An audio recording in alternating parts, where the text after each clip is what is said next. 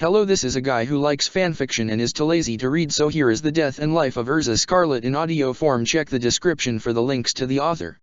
Chapter 1, Death is a New Beginning. This is a story about Erza Scarlet. It isn't the most ambitious of stories, nor is it the deepest, subtlest, or most romantic. It is simply the modest tale of a hero, whose deeds were anything but modest, for in the end, they changed a whole world. Not dramatically, but gears were shifted, but I am getting ahead of myself. Let us return instead to the beginning, which is generally agreed to be a good place to start. Natsu Dragneel carried Erza's limp body, walking out of the ocean. The Tower of Heaven had collapsed, and Jalal Fernandez's plans had been thwarted. His minions, Erza's childhood friends, would live on. The world would keep going, untainted by his dark magic. Zeref would not resurrect. Fairy Tale, and all its fellow guilds, would keep living, the end of the world as they knew it averted. But Erza wouldn't. It was the strangest thing. Erza thought she could see herself, hovering above her own body. Natsu had the most tragic expression on his face, and all she wanted to do was to tell him she was fine, she was right there, he didn't have to worry. But nothing she did, nothing she said, could reach the young man. Her body wasn't replying, her spirit remained unseen. There was a chain hanging from her chest, oddly enough, and she could fly, and moreover, her power, all of her might and magic, was gone. She saw Natsu drop to his knees, tears flowing freely down his cheeks. She could see Lucy hurrying to his side, trying her best to console him. He seemed inconsolable, and there was something so wrong about that. Natsu was always so cheerful, so happy, he shouldn't cry. One by one, her body, cradled by Natsu as it grew colder and colder, was joined by the rest, by Gray, by Jovia, Happy, all of her childhood friends. She wanted to tell them she was right there, that everything was all right, but everything wasn't all right at all. She could tell that much even in her state. With time, Erza would become known as one of the greatest heroes Fairy Tale had ever known. In recognition of her prowess, skill, and renown, she was posthumously named one of the 10 wizard saints, the highest title a mage could be given in Fiori. Her guild would dedicate one day every year to her memory, a tradition lasting beyond even their deaths. Erza Scarlet had left a mark on the world so much greater than the small slave girl she had once been could have possibly imagined. Erza herself, of course, would never see any of this, because 3 days after her death, a man in black, baggy clothes put the hilt of his sword to her forehead, and then everything went black. In one short instance she felt herself ascending, and it panicked her to realize she was losing her memories of her dear friends, but the panic soon passed, as did the soul of Erza Scarlet. Erza slowly opened her eyes. Slowly, she grabbed at her chest, and found that there was no chain there. Quickly, she sat up. Did this mean she was alive? Quickly, she looked around. Well, this wasn't home. She was sitting in a forest, open with plenty of space between its green, leafy trees. To her left, she could see a small stream, to her right, more forest. Slowly, she stood up. Where am I? She mumbled. She nearly fell over, stumbling. She felt sick, as if she was just coming out of a fever. She put her hand against the stem of a tree, waiting for it to pass, her head hanging, looking into the ground. What had happened just now? Time to pass on, girl. It had been some sort of person in black. And she hadn't wanted to go. Her friends still needed her. And then... No. She cried. No, I can't leave. You can't make me. She lashed out against the man in black, trying to push him away, but her power was almost all gone. She was so weak. Gently but firmly, the man took her by the arm. You're a strong one. You'll be all right. And then, he had gently put the hilt of his sword against her forehead, and then, this. Slowly, she raised her head again. This was the afterlife? Erza had never had much of any religion. She hadn't been raised into one. Fairy Tale wasn't exactly a pious guild, and she herself had been too busy with real-life stuff, like work, friends, just life, to want to go soul-searching. But she had known about religion, and this didn't match anything she knew. Which, admittedly, wasn't much, but she would have expected fluffy clouds and happiness and bliss, not just a forest. Oh, damn Fairy Tale. What was that? Suddenly, she tried to take all she could about it in, but like a person waking from a dream, the memories slipped away like they were dreams and only dreams. Names: Lucy, Natsu, Wendy, Jalal, Makarov. Names, so many names, vanishing from her memory, and she felt like she could cry. Focusing as much as she could, she tried burning their faces into her memory. She had come from fairy tale, whatever fairy tale was, and there had been a young man with fiery red hair, a young woman with blonde hair, a young girl with black hair and an innocent look, talking cats, a really old man, oh, and there were more, but she couldn't remember. Erza shook her head, standing up. The feeling of nausea had passed, only to be replaced by a deep sense of loss. She had been lost to some people important to her, and she in turn had lost them. Almost. But Erza Scarlet, that was her name. She remembered that much wasn't one to dwell. Looking forward, she decided that since she was apparently dead, but quite fit otherwise, there was no point in sitting down and crying.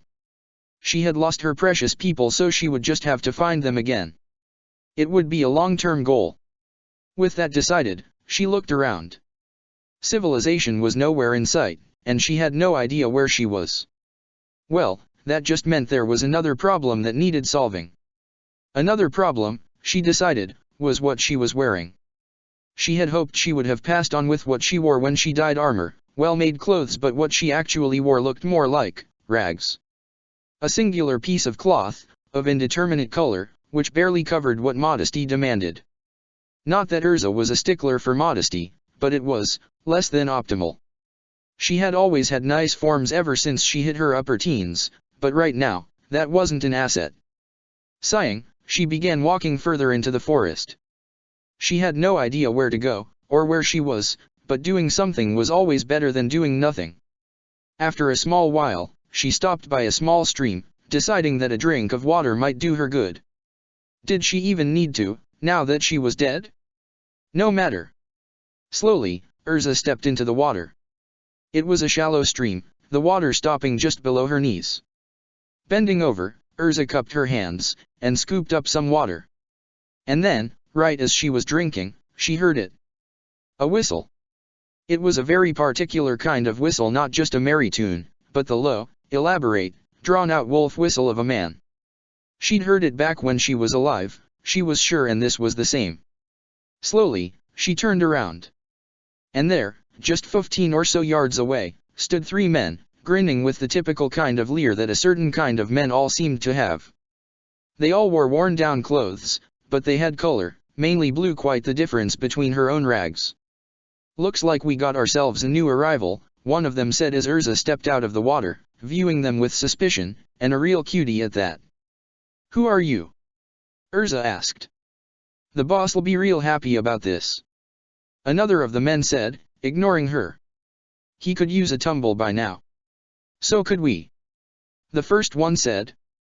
"Excuse me," Erza said incredulously. "Allow me," the man in front said, apparently the one in charge. "You're dead." "Sorry, we. This is the afterlife, the Soul Society. Now, these particular lands belong to Boss Hoku. Anyone new's gotta answer to him. So why don't you come with us, and we'll give you the full explanation, eh? How about no?" "Oh, this one's got fire," the second man said, chuckling. "Let me get this one straight, our boss owns this place. We work for him. That means we own you." He stepped forward, extending a hand towards her. "So don't be a bitch about it. We're just going to have some fun dash."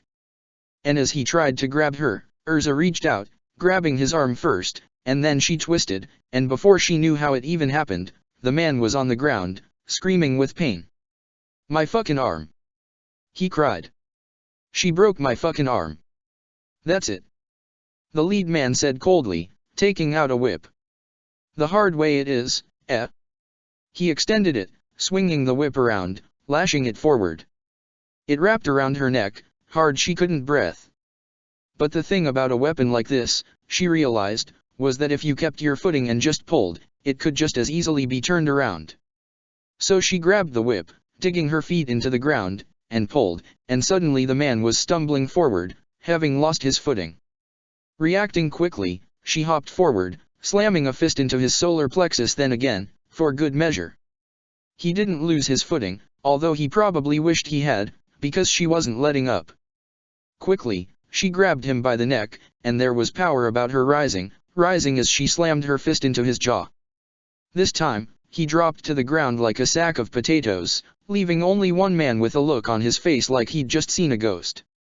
Or something of the like. Erza began removing the whip, which was still coiled around her neck. Her blood was pumping, she felt furious but at the same time, curious and a little bit confused. She had beaten down those two men on pure instinct, and it had been easy. She knew how to do this. In life, she had to have been a fighter of some sort. That was one clue. And what was this power about her? She could feel it radiating, pulsing. Please. The third man begged, now on his knees. I'll do anything. Just don't kill me. I don't kill. Erza said. But. She stopped, and an idea came to her. Why don't we trade clothes? Got it. One trade later, Erza wore a kimono, much roomier and more comfortable, colored a light blue. Worn, but quite decent. Normally, she would feel bad about forcing others to give up their clothes, but given what they had tried to do, there was little sympathy to be had. Now, I want to know where I am. She said. Information. Sure. The man nodded enthusiastically. Anything you want, you got it. You can start with where I am, where I can find people, and, well, anything about this place, really. So the all too eager informant began talking, and Erza listened. This place really was the afterlife, soul society, but apparently nobody knew if there was any god involved. And apparently it was a lot like real life, except with more poverty, lawlessness, and cruelty. So much for bliss. And more importantly, this was the 46th district, which was ruled by some warlord, who ruled through a number of underbosses too. There was a village nearby, too, always a something. And most interesting of all, what she had felt surging was called riot, so spiritual power. Some had very little or none at all, and apparently she had plenty, or so that man said. And at the heart of this soul society were the strongest, the Shinigami, working under the Godei Jusentai. It was them who passed unwilling souls on to the afterlife, and it was they who fought the monsters' hollows.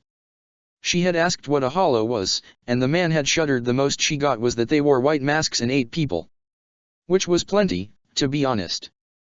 Finally, she decided that that was enough information. After getting some directions from the terrified thug, she headed down the path, towards the village. The village itself wasn't too hard to find, just a few miles worth of walking.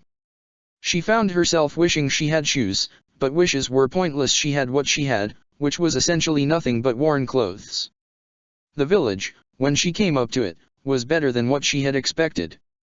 There were fields around it, rife with green plants. Whoever lived here probably farmed, it seems.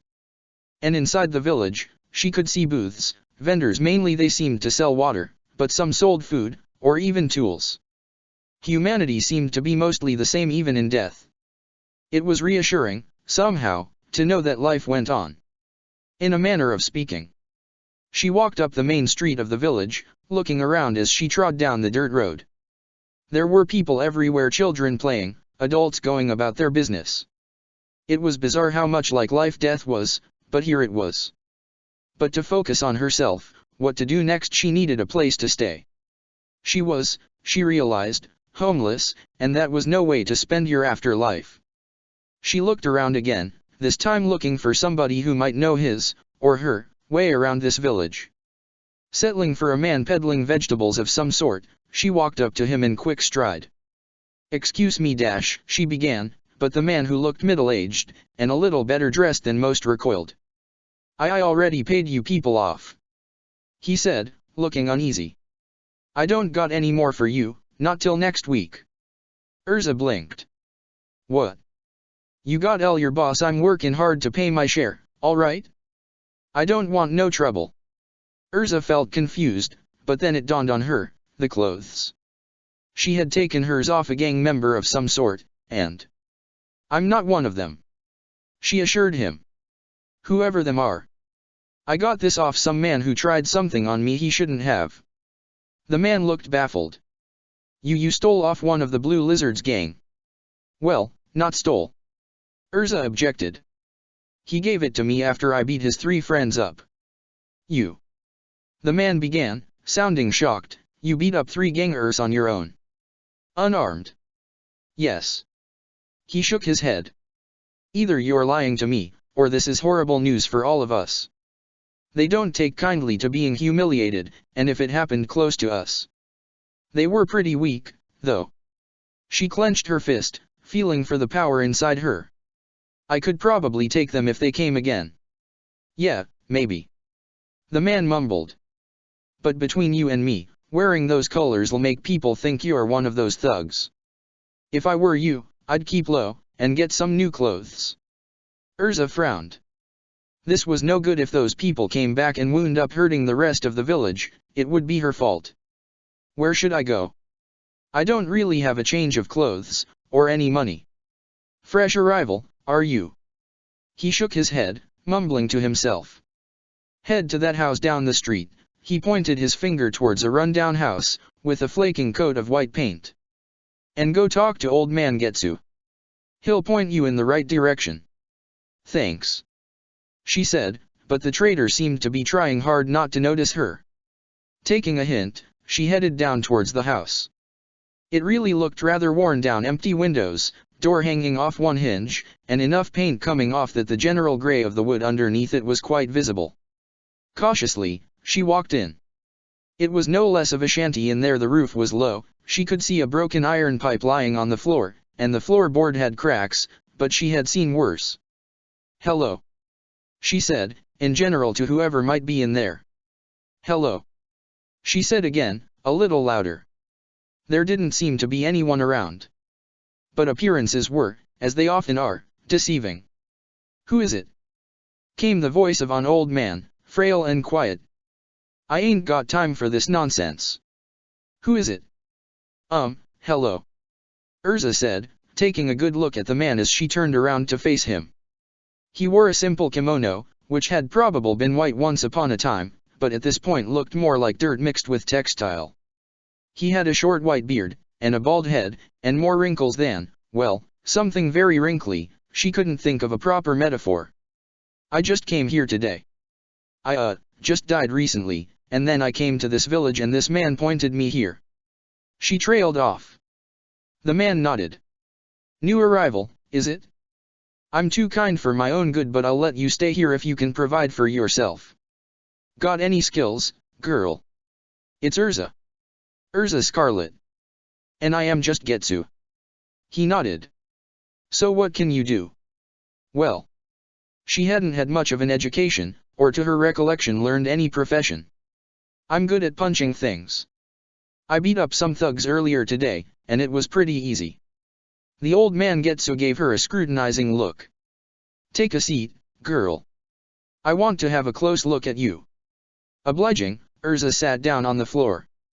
Getsu wasn't exactly tall. She realized the roof, which was low for her, seemed to be plenty for him.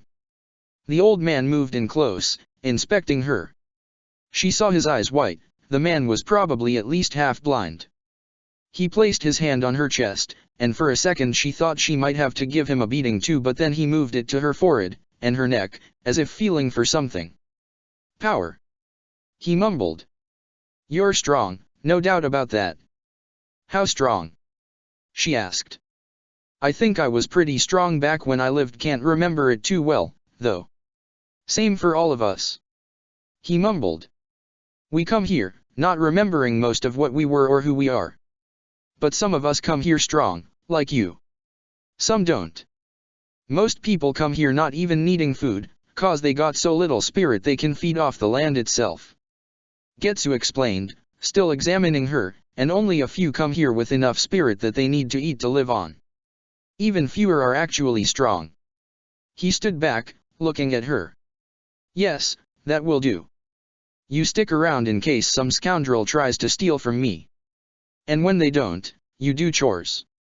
In exchange, you get food and a place to sleep. Sound good? Deal. It was a start, at least. What was that just now, with you touching me? Feelin' for spirit. I can feel it, just ain't very good at it. Why can't I feel it? She wondered. If I'm so strong. You're practically a newborn. You don't know anything yet. Getsu shrugged. Some people are way strong, but can't sense power. What matters is if you can use it. Can you? Yes. She said, not knowing how true that was. Still, thinking too hard about it wouldn't help. Good. Now dash. Then suddenly, he was interrupted, as Erza heard some commotion from outside, shouts and cries, the sound of something crashing. Quickly, she headed to the door, looking out. There they were, 6, 7, 8 people just like the kind she had beaten outside the village, walking around, knocking over booths, hitting people who got too close. Damn. The vegetable peddler had been right. And there were quite a few out there, too, all because of her. Quickly, she looked around.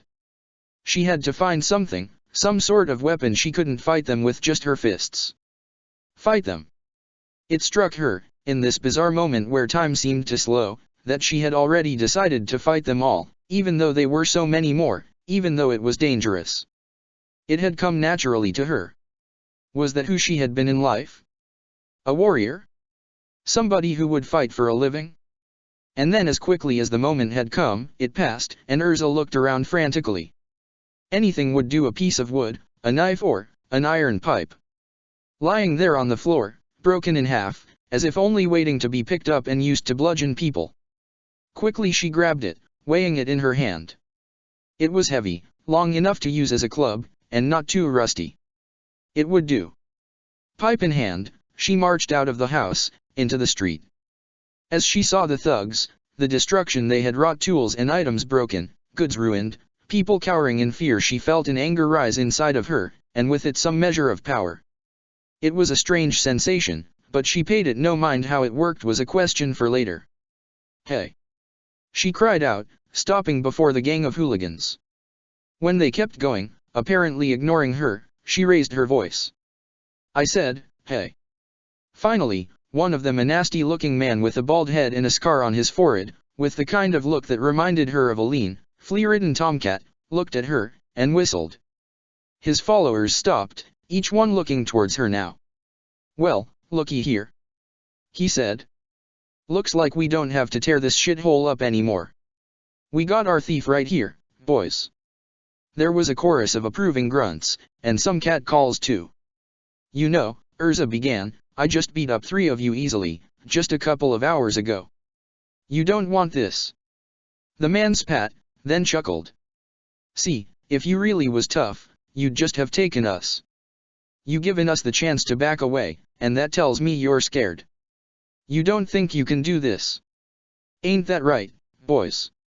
There was an approving murmur from the rest of them, and the lot of them brandished whatever weapons they had, sticks, clubs, the odd knife, or just their fists. They looked so typical tough, lean, muscular, with a look in their face that said that yeah, they'd sell their grandmother for a dime. They might as well have tattooed enforcer on their foreheads. But of course, image was just that, image. She'd fought enough people to know that appearances could be deceiving and that this kind of thug didn't have much in the way of morale. Wait, how did she know that? Who are you people? What do you want? She said, hoping to stall. Stall for what exactly, she wasn't sure. We're the Blue Lizards. The leader said, looking grim. I'm Taku, and I answer directly to Boss Hoku. And you, he said, pointing at her, are a thief and a rebel. And we don't take kindly to rebels. Let one weed start, and they just keep spreading. Well, good, that's clear. I wouldn't want to mistake you for the turquoise frogs. Erza mumbled. Your men tried to take me, said they owned me. So I beat them. And I didn't steal anything. Funny. Taku said. You took those clothes and you resisted. I didn't want to go. Erza said sternly. What you want doesn't matter. Taku said, taking out a knife. Lizards rule this place, and if we want something, it's ours. That's not how it works. It does around here. Well, it was official, the afterlife was decidedly worse than life. Not anymore. She said resolutely. You're going to leave this village, and you're not going to come back. That's your one chance, right here. Or you'll what, rough us up a bit with that pretty little pipe? One of the thugs said. Yes. Cute. Taku said. No, we'll just kill ya and then, we'll teach this place a lesson. You really don't want to do this. She said, and she wasn't sure she wanted to do this. You, get her. Taku said, nodding to one of his thugs, a burly man with a crude pair of brass knuckles. Got it. And as he approached her, Erza let herself go, letting her instinct alone guide her, routine practiced into the very marrow of her bones from the time when she had been alive. And then, as the man charged forward, fist raised, she dodged the first swing, then grabbed the pipe with both hands, and slammed it into the side of his chest. She could feel her power surging, and for a fleeting moment she felt like she could control herself, not just control what she did, but every cell in her body. And then, the thug went flying, slamming into a house wall 15 feet away. He let out a pained groan, and stayed down. Taku raised an eyebrow. Damn. I told you, she said, her breath deep and ragged. This power was really taxing. You don't want to do this. All at once, boys. Taku gestured, advancing with his knife out. As one, the 8 remaining bandits began to advance, carefully and with their weapons raised, spreading out. Quickly, Erza looked around. The street had lots of open room. Good, so long as she didn't get surrounded, she could do this. Probably. Deciding to take the initiative, she hopped forward, charging the closest thug. He raised his club, trying a simple feint, but she read him perfectly, and with a simple sidestep, he missed completely. Counter-attacking, she slammed her pipe into his gut, and as he bent over with a wheeze, she could feel her own power venting into it. Quickly, she lashed out to the side, slamming the weapon into the skull of another thug. There was a gratifying thud as it connected, and he fell over, quite unconscious.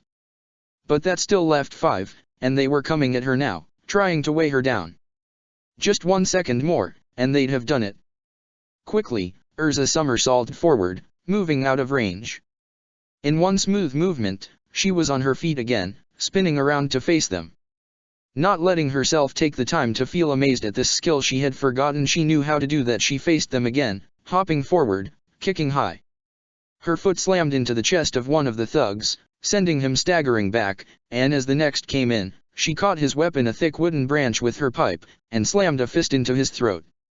Clutching at his neck, the man went down on his knees, and Erza kicked him for good measure, before hopping back. Well, she said, spinning her pipe around, that's 3 down, and you haven't even touched me. They were still moving now, but with much less certainty, much less confidence. Maybe, just maybe. How about you, Taku? She said, looking the man in the eyes. You're in charge here. Shouldn't you be on point? You are the toughest here, boss. One of the thugs behind him said. Shut it. Well, if you won't. Erza said calmly, suddenly feeling no more hesitation, then I will. With that she sprung forward, furiously hacking at Taku. The man parried with his knife, but she had a hand free, and grabbed him by the wrist. She pulled, hard, and suddenly Taku was overbalanced. Before he could recover, Erza slammed the pipe into his back, then into his head for good measure. In the corner of her eye, she could see another man coming in from behind, and instinctually, she lashed out, hitting hard, and he dropped like a sack of potatoes, the air knocked out of his lungs. Now there were only 3 left. Well, you still want to do this? Bloody hell. One of them murmured. Leave. Erza said resolutely. Take your friends with you, and leave. And don't come back. Who are you? The man mumbled fearfully. You can call me Titania. She said, feeling, oddly triumphant, that name too was hers. Somehow. And this place belongs to me now. Go tell your boss that. You're mad. He cried, as he and the 2 remaining thugs hurried away, their bruised comrades following as best they could. The boss'll get you for this. Erza breathed a sigh of relief as she watched them disappear into the distance. Slowly, people came out again from out their houses, a look of awe, fear and, for some, cheer in their eyes. Erza smiled. She really was a fighter, after all, and protecting these people, it felt good. Then, out of nowhere, things went black, and she collapsed. She woke up, lying on a cot in the worn-down house, the old man watching over here. "What?" she murmured, sitting up. Her head ached, and there was a burning in her muscles, her whole body. "You used up too much spirit at once," Getsu explained. "When you have a lot of it and you don't know how to use it, that can happen easily. But I'll be all right." "Oh, I should say so." He nodded. "You just need a bit of rest. Don't overdo it before you can control it, though run out of it, and you might die." "Oh," she mumbled. That would be no good, she had only just gotten here. "Still, you're all right." The villagers seem appreciative enough, although they're a bit hesitant. "The mess was, technically, your fault. I didn't mean to dash." "You did good," the old man said, nodding approvingly. "Welcome to the Soul Society, Erza Scarlet. You'll do just fine." Chapter 2, New Life, New Enemies. Something like 2 weeks had passed since Erza's arrival in the afterlife, and she was adapting as well as could be expected under the circumstances. She still missed what she had lost, her old life with all the people it had entailed, but she was still doing well. The village, after its initial suspicion to her, had quickly warmed up to the idea of protection against bandits, and though they seemed to regard her with some caution, she was welcome here. It felt good to think that whatever she had been in the past, she was doing some good here and now. Not that she had had to do much heavy lifting. The bandits of the Blue Lizard gang hadn't been in touch since she had beaten their enforcers down so thoroughly, all had been relatively peaceful. So far, Erza hadn't had much to do aside from practicing with her iron pipe. Even with her lack of a real sword, it was fairly efficient. The most she did was help bring in the crops. That was what she was doing right now, holding a big basket of corn. The afterlife was so absurdly like real life. Who would ever have thought that spiritual matter would take the shape of corn? Erza's musings were interrupted by a group of cheering little children, surrounding her as she walked back from the field and towards the village. As much as the adults were hesitant to accept her, the children were not. She was something like a hero to them, after that day she first arrived. She didn't mind it much. "Hey sis!" one of them cheered, a black-haired little tyke. "You going back to the village? Can we come along?" "Yes, you should." She nodded. "It's not safe for little children to be wandering about outside the village, you know that." "Humbug!" another kid exclaimed, beaming with pride that he knew such an adult word. "We'll be fine. If a bad man comes, you'll whack him really hard, won't you? Everyone's afraid of you, sis." She murmured. People were indeed afraid, not something she liked to be reminded of. Still, he was just a child, and she couldn't hold it against him. "Of course I will. I won't let anybody hurt you, you hear?" The children smiled, laughing. "But," she said, deliberately sounding strict, "don't make my job harder by endangering yourselves. You should be with your parents, shouldn't you?" "Why yes, sis." One of them stuttered. "Good." She smiled, dropping that act. "Now run along, I have work to do." Giggling, the children ran off to do whatever. Somehow, she doubted all of them would run straight to their parents.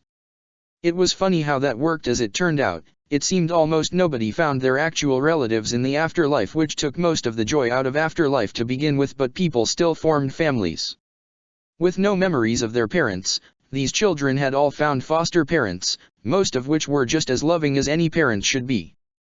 Sad as it was that people did not seem to find each other after death, the bonds of affection still existed. It was heartening. This afterlife was quite tolerable. She had expected much more, but what she had right now made her feel content to a degree, at least. She still couldn't remember her old life, where she had come from, what friends she had had, only that she had been very happy, and that she had treasured those she left behind. What had it been like, she wondered? Had she had a lover, a husband who she left mourning? Children? Well, not likely, but there were friends. A lot of them, she was sure. It was the strangest feeling, to miss something you couldn't even remember. Still, this was okay. She made a difference here. She kept people safe. That was enough. One day she would go out, find out anything she could about this world, find out what connection there was to the world of the living. She had heard there was a place called the Court of Souls, where Shinigami lived, where there was information. She might start there. But for now, she was needed here. Lost in thought, she walked back to Old Man Getsu's place. The old man was busy muttering to himself, a quirky habit that Erza suspected had to do with his age. Strange, but harmless. "Are you all right, old man?" she said quietly, trying not to startle him. "You," he said, looking up. "You're late." She wasn't, not exactly, but she humored him. "Sorry." The kids tagged along, and you know how they are. "They followed you outside the village?" "So stupid it's not safe," he muttered. "Well, there's not much I can do about it.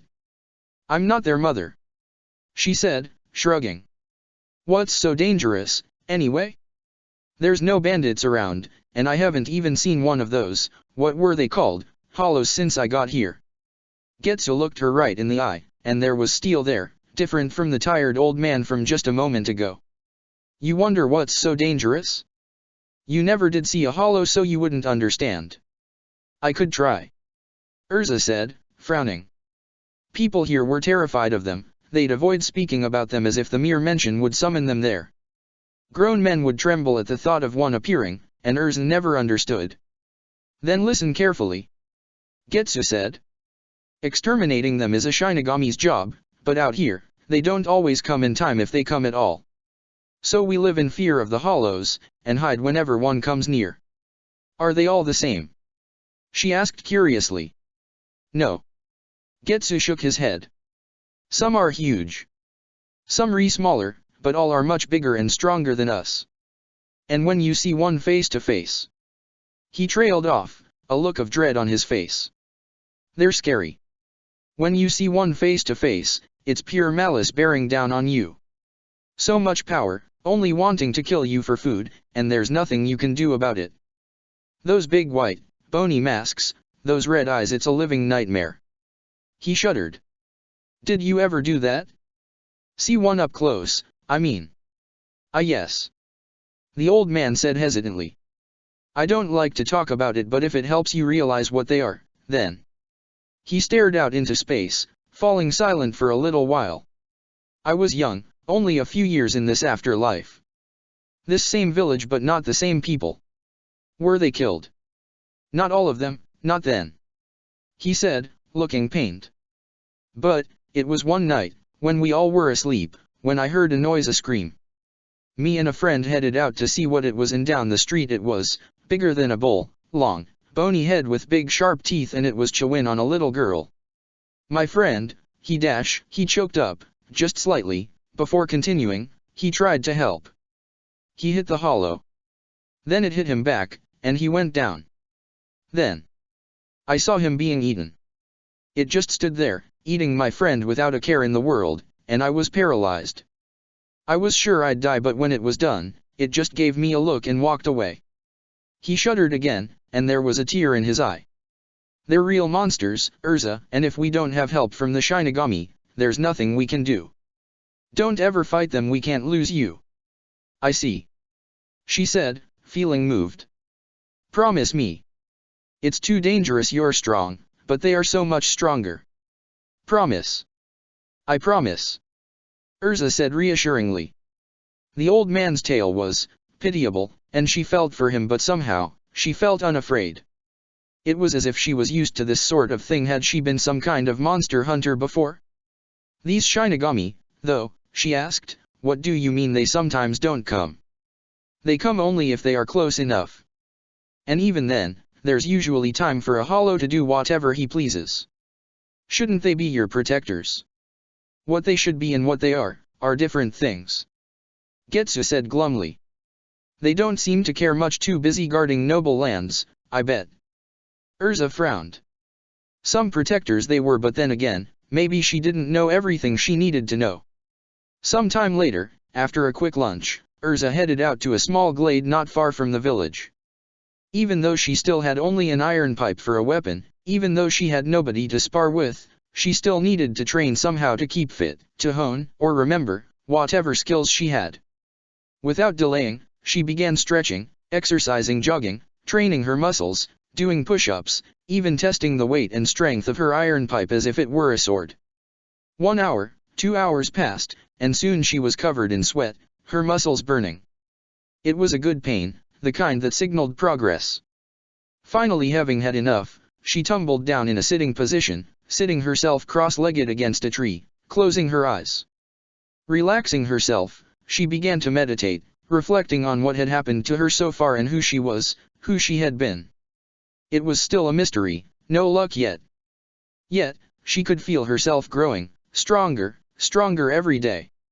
Right now, when it was quiet, her body worn out and her eyes closed, it was almost as if for lack of a better word she could see it, see the power that made her so strong. Ryatsu. Ryuryoku. Spiritual matter, making up her very being just like atoms, and there was such a large pool of it forming.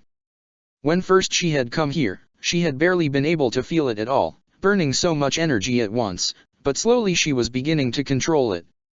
It was like a valve, a tap controlling the flow of water. Only the water, in this case, was like a bursting river, and she was barely holding it back.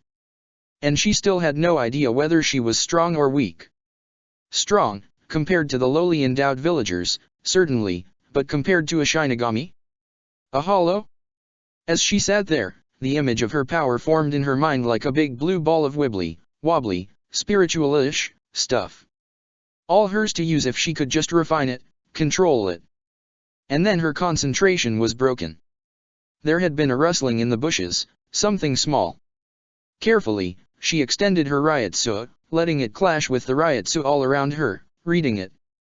Small, in size and shape, probably a child. Smirking, she grabbed at the ground until she found a small pebble, hurling it right at the Ryatsu source. There was a small cry, and Erza opened her eyes. From behind a bush, rubbing his head, came one of the children who had been following her around, Kitsu, a black-haired little boy. "It's not very polite to spy on a lady, you know," she said, pretending to be stricter than she really felt. Sorry, sis," the boy said awkwardly, rubbing his head. "It's just that you're really cool and I wanted to see how you train to fight." "Then ask," she said, sounding friendlier. "I sensed you can't hide." "I hid up until now," the boy said cheekily, now relaxed enough to smile. She wasn't really upset. The children around here were, for the most part, not terrible to be around. "Well, you run away now," she said, getting up to her feet. "I'm heading back now, and you really shouldn't be out here. It's not safe, they say." "Pfft," the boy said. "They're just afraid. They're not strong like you, sis. Listen to your mother and father," she said, trying to sound stern in a not too convincing manner. The child nodded, running off, in all likeliness not the least bit deterred from wandering outside the relative safety of the village. And right now, wasn't it safe? Erza was not one to beat her own drum, but if the bandits in the area were anything like the one she beat when she came here, then her village would be quite safe. And hollows, people were terrified of them, but how often did they really come? Could she not fight that kind of monster, too? Lost in thought, Erza decided it was enough training for the day. Wandering aimlessly around the nearby forest, a walk was a good way to round off training, and she didn't quite feel like going back just yet. She walked for something like perhaps half an hour, not straying into territory she didn't know yet. Getting lost would be pretty bothersome, slowly letting her muscles relax. Finally getting hungry, she decided to head back. There'd be dinner of a kind soon. But then, as she was walking past a hill, she felt something strange, like a mild tug, like a Ryatsu source, something different. This was new, and whatever it was just past that hill. Her curiosity getting the better of her, she decided that her meal could wait just a little longer, leisurely strolling up the hill, trying her best to sense this strange source of energy. She still wasn't very good. She could only get a very rough sense of what the Ryatsu looked like. Her range was pretty poor. But as she came closer, there was a feeling of unease in her gut, getting stronger as she approached the hill's top, stronger and stronger, something distressing, and it was this source of Ryatsu. It was different, and felt wrong, somehow. Moving with a bit more caution, she got to the hilltop, standing next to a tree. Carefully, she looked around, and very soon she saw it. It was chilling, the shock registering before anything else. Down there was a long, reptilian creature with lanky, long legs with spikes jutting out here and there, a big bulky body, and, although its back was turned on her, she saw it the white. It had a mane of fur, but past it there was a bone-like collar of bleached white. Most of all, there was power, malevolent power radiating from it. She felt it now, strands of riot so washing over her like wind. It was as if the creature was entirely unconcerned with who might find it, who might see it. It was ill-intended ease of a kind that only a predator would exude, and she knew, seeing it there, that it had to be a hollow. Gone was her confidence, her ignorant presumption of fighting this was a monster, and it radiated power she couldn't compete with. Sinking to her knees, hugging the tree, she looked, unable to run, move forward or raise an arm in offense or defense. The creature, looking like some strange amalgam of a lizard and a lion, was feasting on a deer, a small meal, because it was the size of a small house.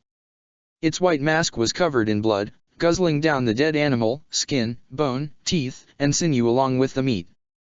After finishing up, it lazily stretched its limbs, and then looked around. It looked away from her, and Erza prayed, hoped, it would leave. For a moment it looked like it would, but then it turned its head towards her, and Erza could see its face, a big, white mask, triangular in shape, with two short horns. Big teeth, looking like a human's but so wrong, so big, like a perversion of the real thing. She felt its aura more than ever before, and she realized what she felt was terror, being faced with a monster so much stronger. And then, it said, "I feel you, little soul." Its voice was an amused tone of assurance and mild interest, malevolent like a predator looking down on a mouse. Finally breaking the spell, Erza got to her feet, and started running. She ran, back toward the village, fast as her legs could carry her, until her lungs ached from the exertion. Once she saw the village again, she finally slowed down. She hadn't been pursued, she saw, she could feel nothing coming for her. Sinking to her knees, she sat down, exhausted, physically and emotionally. That was a hollow, a monster, and it was stronger than her. What could she possibly do? How could she possibly be so vain as to think she could protect anybody, when a monster like that existed? But as she sat there trembling, it was as if she could see a face, in her head, a cocky face, belonging to a young man with red hair. It was saying nothing, but it looked confident, unafraid, and Erza felt for a moment like she remembered everything. But the moment slipped away from her, but she kept one thing she remembered: indomitable spirit, a refusal to surrender even in the face of truly absurd odds, fighting to the last. Slowly, she got up on her feet. This was not her way, lying down and cowering was not her way. If that monster was so strong, then there was an obvious answer: get even stronger. Fight it to the death if it came here. And if she lost, buy as much time as possible for everyone else to get away. She'd protect this place, one way or the other. That was the fairy tale way. Whatever fairy tale was. The rest of the day passed quickly, the experience still staying with her. There was cooking, chores, people, but it was all a little like a dream, compared to what had just happened, her fear and the resolve that had been born out of it. Before she knew it, she was in her meager bed, under her simple, unwashed blanket, drifting into sleep. She slept heavily, but her dreams were haunted, white faces looking down on her, coming down to swallow her whole. And then she was awake, sitting upright in her bed with a start, feeling disoriented. Recovering, she got up, and after grabbing a quick breakfast, just some corn porridge, she headed out into the village. As soon as possible, she'd go out to train even more, until her muscles burned and then some. As it happened, her plans to train were thwarted before they even began. As soon as she got out on the village's one street, she saw the commotion, people gathered in a large crowd, talking worriedly. Quickly, she hurried up to the villagers, wondering what could be so important at this point. Most people were out working. As she got there, she saw one man talking excitedly, people around him murmuring, concerned looks on their faces all round. "What's going on?" she demanded. "What's happened?" "It's Taiji, miss," the man exclaimed. "I found I'm or what was left." What? I was going out to tend to my crops, and I found an arm and a head Tages. There was blood all over the damn place, too. He wailed. We're all done for, I tell you. It has to be a hollow. One of the farmers said morosely. And things were going so well. Then I'll find it. Erza said, feigning confidence, and at once, the crowd fell silent. You'd find it. Another farmer said, sounding incredulous. To do what? Get killed? The man, the one who had found Taji, retorted. Bandits one thing, but hollows that's outta our league, even if you're real strong. He shook his head, looking defeated. We have to send word to the Godi Jusantai. Another man opined. They're the only ones who can do anything. They won't get here till 2 days from now even if we send word right now. One woman complained. We're dash. It's not hopeless. Erza said decisively. Send word. Meanwhile, I'll go after it. I'm the strongest, so that means I'll be the tastiest, doesn't it? There was a murmur of approval from the crowd. The idea of drawing attention away from them, to her, did seem to go down well. All right. She said. You. She pointed to the man who had found the body. Show me where you found him. The man was shaking, but the look on Erza's face was motivation enough. She was in no mood to mess around, and soon the two of them were heading out of the village. Erza tried to remember what his name was, Kaju or something of the like, she thought. He led her towards his fields, towards a place she hadn't seen much of before. There really was a lot of land around them, and growing crops, that was a necessity. Before too long, though, Kaju had led her to the outside of a field. The plants looked healthy, ripe, almost ready for harvest. It was such a fine picture of life that the contrast of a mostly eaten corpse lying beside them, blood spread all around, was all the greater. Kaju put a hand over his mouth, looking like he would hurl, and Erza couldn't blame him. The corpse was badly mutilated. There were parts of a skull, a large piece of spine, and half an arm. Aside from some wobbly, bloody bits that Erza didn't want to guess what they were, that was all what was left. Fighting the urge to walk away, Erza kneeled down, inspecting the remains closely. There were teeth marks, large, big teeth marks, where the bones had been gnawed. Whatever had killed this poor man had taken its time to enjoy its gruesome meal. It was sickening. Kaju, right? She said, turning to the farmer. Why yes, ma'am. The man said, trying to keep his voice steady. Run back to the village and get a sack, or something. Ma'am.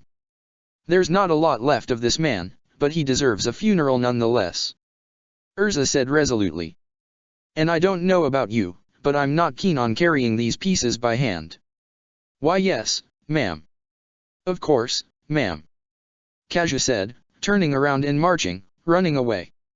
He was probably relieved to be away, and in all honesty, so she would be too. Still, Erza forced herself to stay, to look at the carnage. This was what this world was: beautiful harvests on the one hand, but blood and death on the other, and the only way to preserve the worthwhile things, she realized, was to fight for it. She would have to fight this hollow eventually, or it would just happen again, and again, and again. After a while, Kaju came back with a small sack. Grimacing, Erza went about the messy job of collecting the bloody remains, but it had to be done, and done it was. After washing her hands in a nearby stream, she headed back to the village, carrying an all too light sack. There was a summary funeral, after a hole had been hastily dug behind the poor man's house, with his neighbor saying a few words in memory of him. Erza couldn't stand it when they began filling the grave. She left, heading back to her home. Once there, she sat down on the floor, trying to meditate. But every time she tried to gather her thoughts, the image of those gnawed corpse pieces appeared before her eyes, haunting her.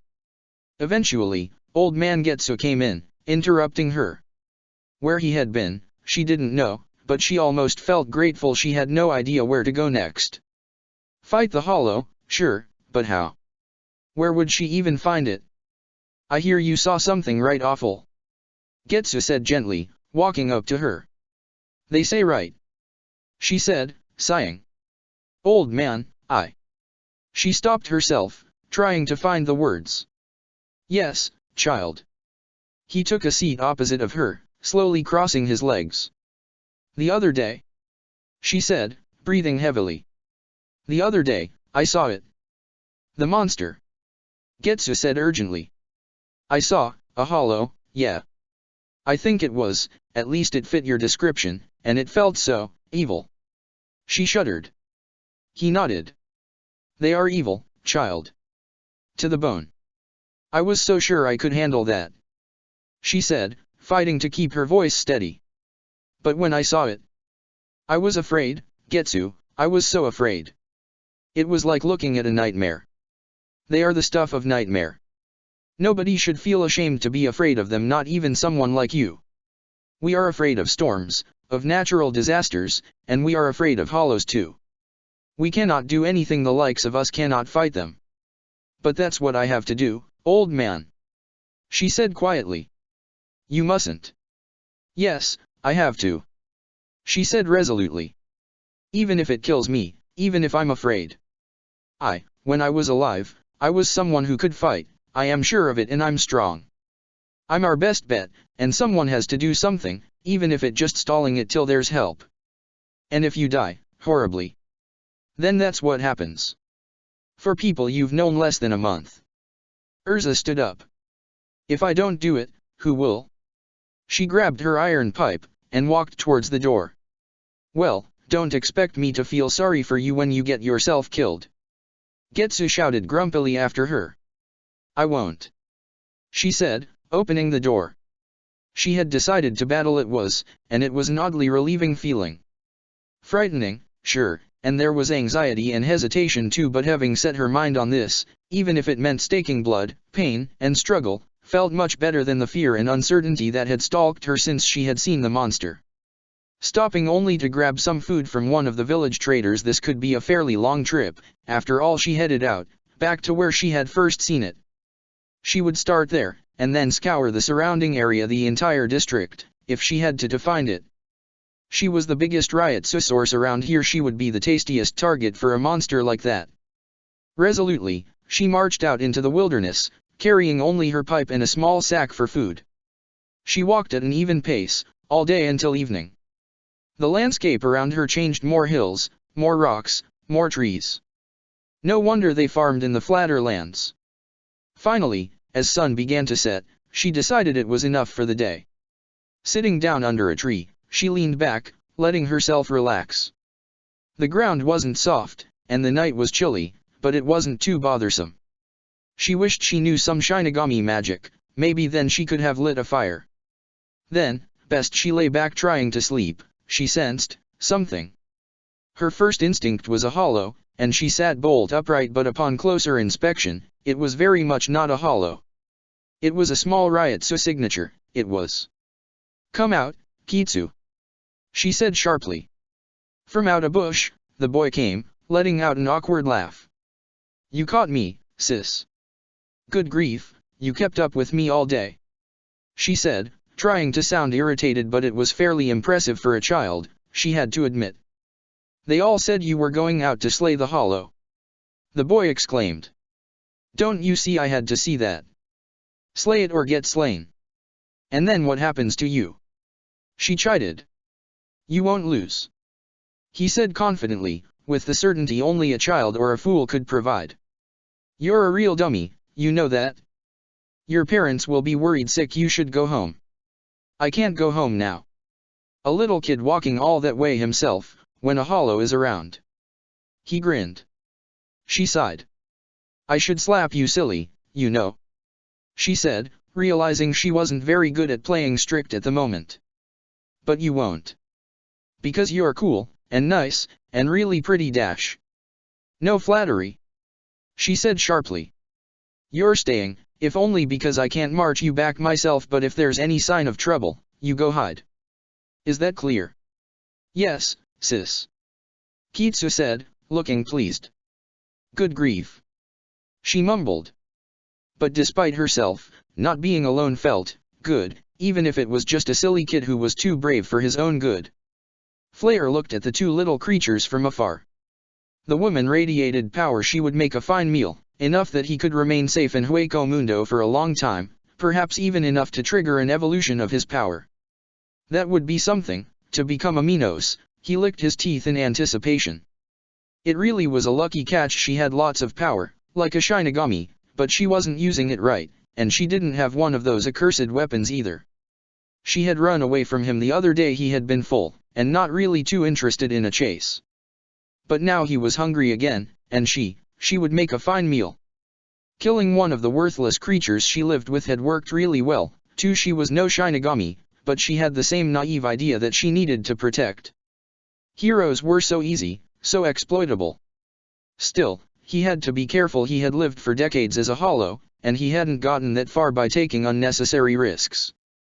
He could pounce on them now, but what if she woke and proved stronger than he had expected? No, better not risk it. An ambush would be better, at a time and place chosen by him. Still, he was hungry, and a snack would be just about right now. Carefully, he snuck closer, moving quietly despite his bulky, reptilian body. Taking one careful step at a time, he came close enough. It was just a small kid next to her, but it would do. He could eat it later, and it would give this hero a reason to come after him, come right where he needed her to be. Reaching out a monstrous hand, he grabbed the kid, clamping a finger over its mouth. The boy woke, wiggling, trying to scream, but it was too late. He was taken, silenced. Flare licked his teeth again, drooling slightly. This would be worth staying longer here in Soul Society, so well worth it. The next day, Erza Scarlet woke up alone. The sun was only now rising, the dark of night receding. She got up, rubbing her eyes. She was tired still, but the ground was not a very comfortable bed to start with. She began digging in her pack for some breakfast, when she looked around and realized that little Kitsu was not there anymore. Quickly snapping fully awake, she looked around, getting to her feet. Gone. He was gone, without a trace anywhere. He wouldn't have run off on his own, would he? No, that wouldn't make sense. He wanted to come along with her, and even if he left for home, why would he do it in the night? Urgently, she began to look around for any trace, any sign left. Had he been taken by bandits? If so, why hadn't they tried to take her too? Could it be the hollow? It could. In the ground, just 20-odd feet from where she had slept, she saw footprints, big, huge footprints from a creature with 3 clawed toes, leading up to her campsite and then away from it. There was no doubt Kitsu had been taken by the hollow. She could see no blood though, not around where she had slept, or around the footprints. Feverishly, she looked around for traces of blood, hoping to whatever powers might listen that she would find none. As luck would have it, after 15 minutes of searching, she could see no blood. There was still hope he might be alive. Erza stopped, taking deep breaths. She couldn't lose her calm now. Thinking carefully, she wolfed down some bread and corn. She needed breakfast, and there was no sense in hunting a hollow on an empty stomach. All right, what could she make of this? She wasn't a great detective, but some things seemed apparent. The kid was not dead, and the hollow hadn't pounced on her in her sleep. Why? She would have been vulnerable. If the hollow had done this, then there was some design to it, some purpose. Quickly, she began walking, trying her damnedest to sense for Ryotsu signatures while thinking. Did it want to lure her into a trap? Maybe. That could explain kidnapping the child. Or maybe it was just malice. These creatures were supposed to be evil through and through. Her mind plagued with fears and doubts, 1001 grim scenarios playing through her head. She walked through the forest trying to follow the hollow's trail. If Kitsu died, it would be her fault. She had been there, right next to him, and he had been taken without her noticing. What kind of protector was she? After a couple of hours, just when her doubts had almost turned to hopelessness, she felt it just a tinge of Ryotsu, different from anything else around her. Quickly, she hurried in its direction, the sensation getting stronger and stronger. Flare waited impatiently, whipping his tail. He had smelled the stupid woman all day, sensing her get closer, and he had been letting his own Ryotsu pump high so she could find him. He was perched high on a tree, an ancient, thick tree overlooking a glade. The boy was there in the middle. He would make for good bait as he came down from above. Slowly, he suppressed his Ryotsu. Now, all he had to do was wait. Erza was running, hopping across stone and wood to get there. She could sense Kitsu now, but the hollow's signature was fading. Had it run away? Never mind, she had to help, had to save him somehow. In this moment, with adrenaline pumping through her system, all her senses seemed enhanced, like every smell of the forest was known to her, like every detail of every rock and tree was noticeable, like she could sense anything. And there it was. In the middle of a glade sat the boy, on a tree stump, looking terrified. Quickly, Erza rushed towards him. "Sis, look out!" he cried, as she entered the glade. Erza, reacting on instinct, spun around. And then he was on her. The monster pounced on her, its claws slashing at her, tearing her kimono. The impact sent her flying like a rag doll, and it was all she could do to keep a grip on her iron pipe. Not letting up, the hollow hopped on top of her, pinning her arm to the ground, sinking its claws into her side. She could see its face. Up close it was ugly, terrifying, like the face of death. Its breath stunk, and Erza moaned in pain. "So simple," it said, sounding smug. "You are all so stupid, little souls. You are fit only to be my prey."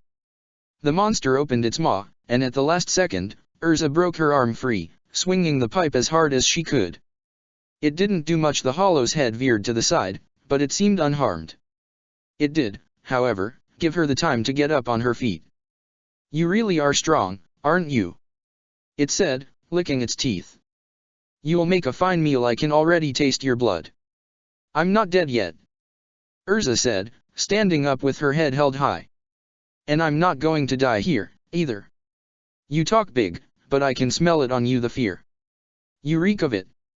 The hollow cackled evilly. "Come find out how afraid I am, then." Brandishing her pipe, Erza braced herself for the worst. "With pleasure."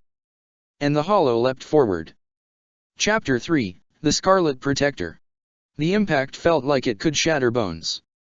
The hollow bore down on Erza, tackling her, trying to bring her to the ground, but she pushed back, the soles of her feet burning as they scraped across the ground, leaving dirty, heavy skid marks on the forest floor. Letting out a cry, she grabbed the hollow's clawed arm with one hand, slamming her iron pipe down onto its mask with her other arm. It was futile. It was nowhere near enough to crack it, but at the same time, she could feel something resonate, something humming with power as she struck.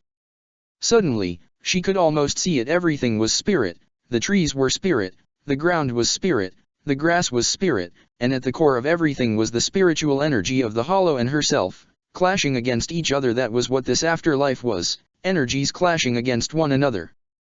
And then her brief moment of realization was overridden by her combat instinct, Erza somersaulting backwards to avoid a swipe of the hollow's claws.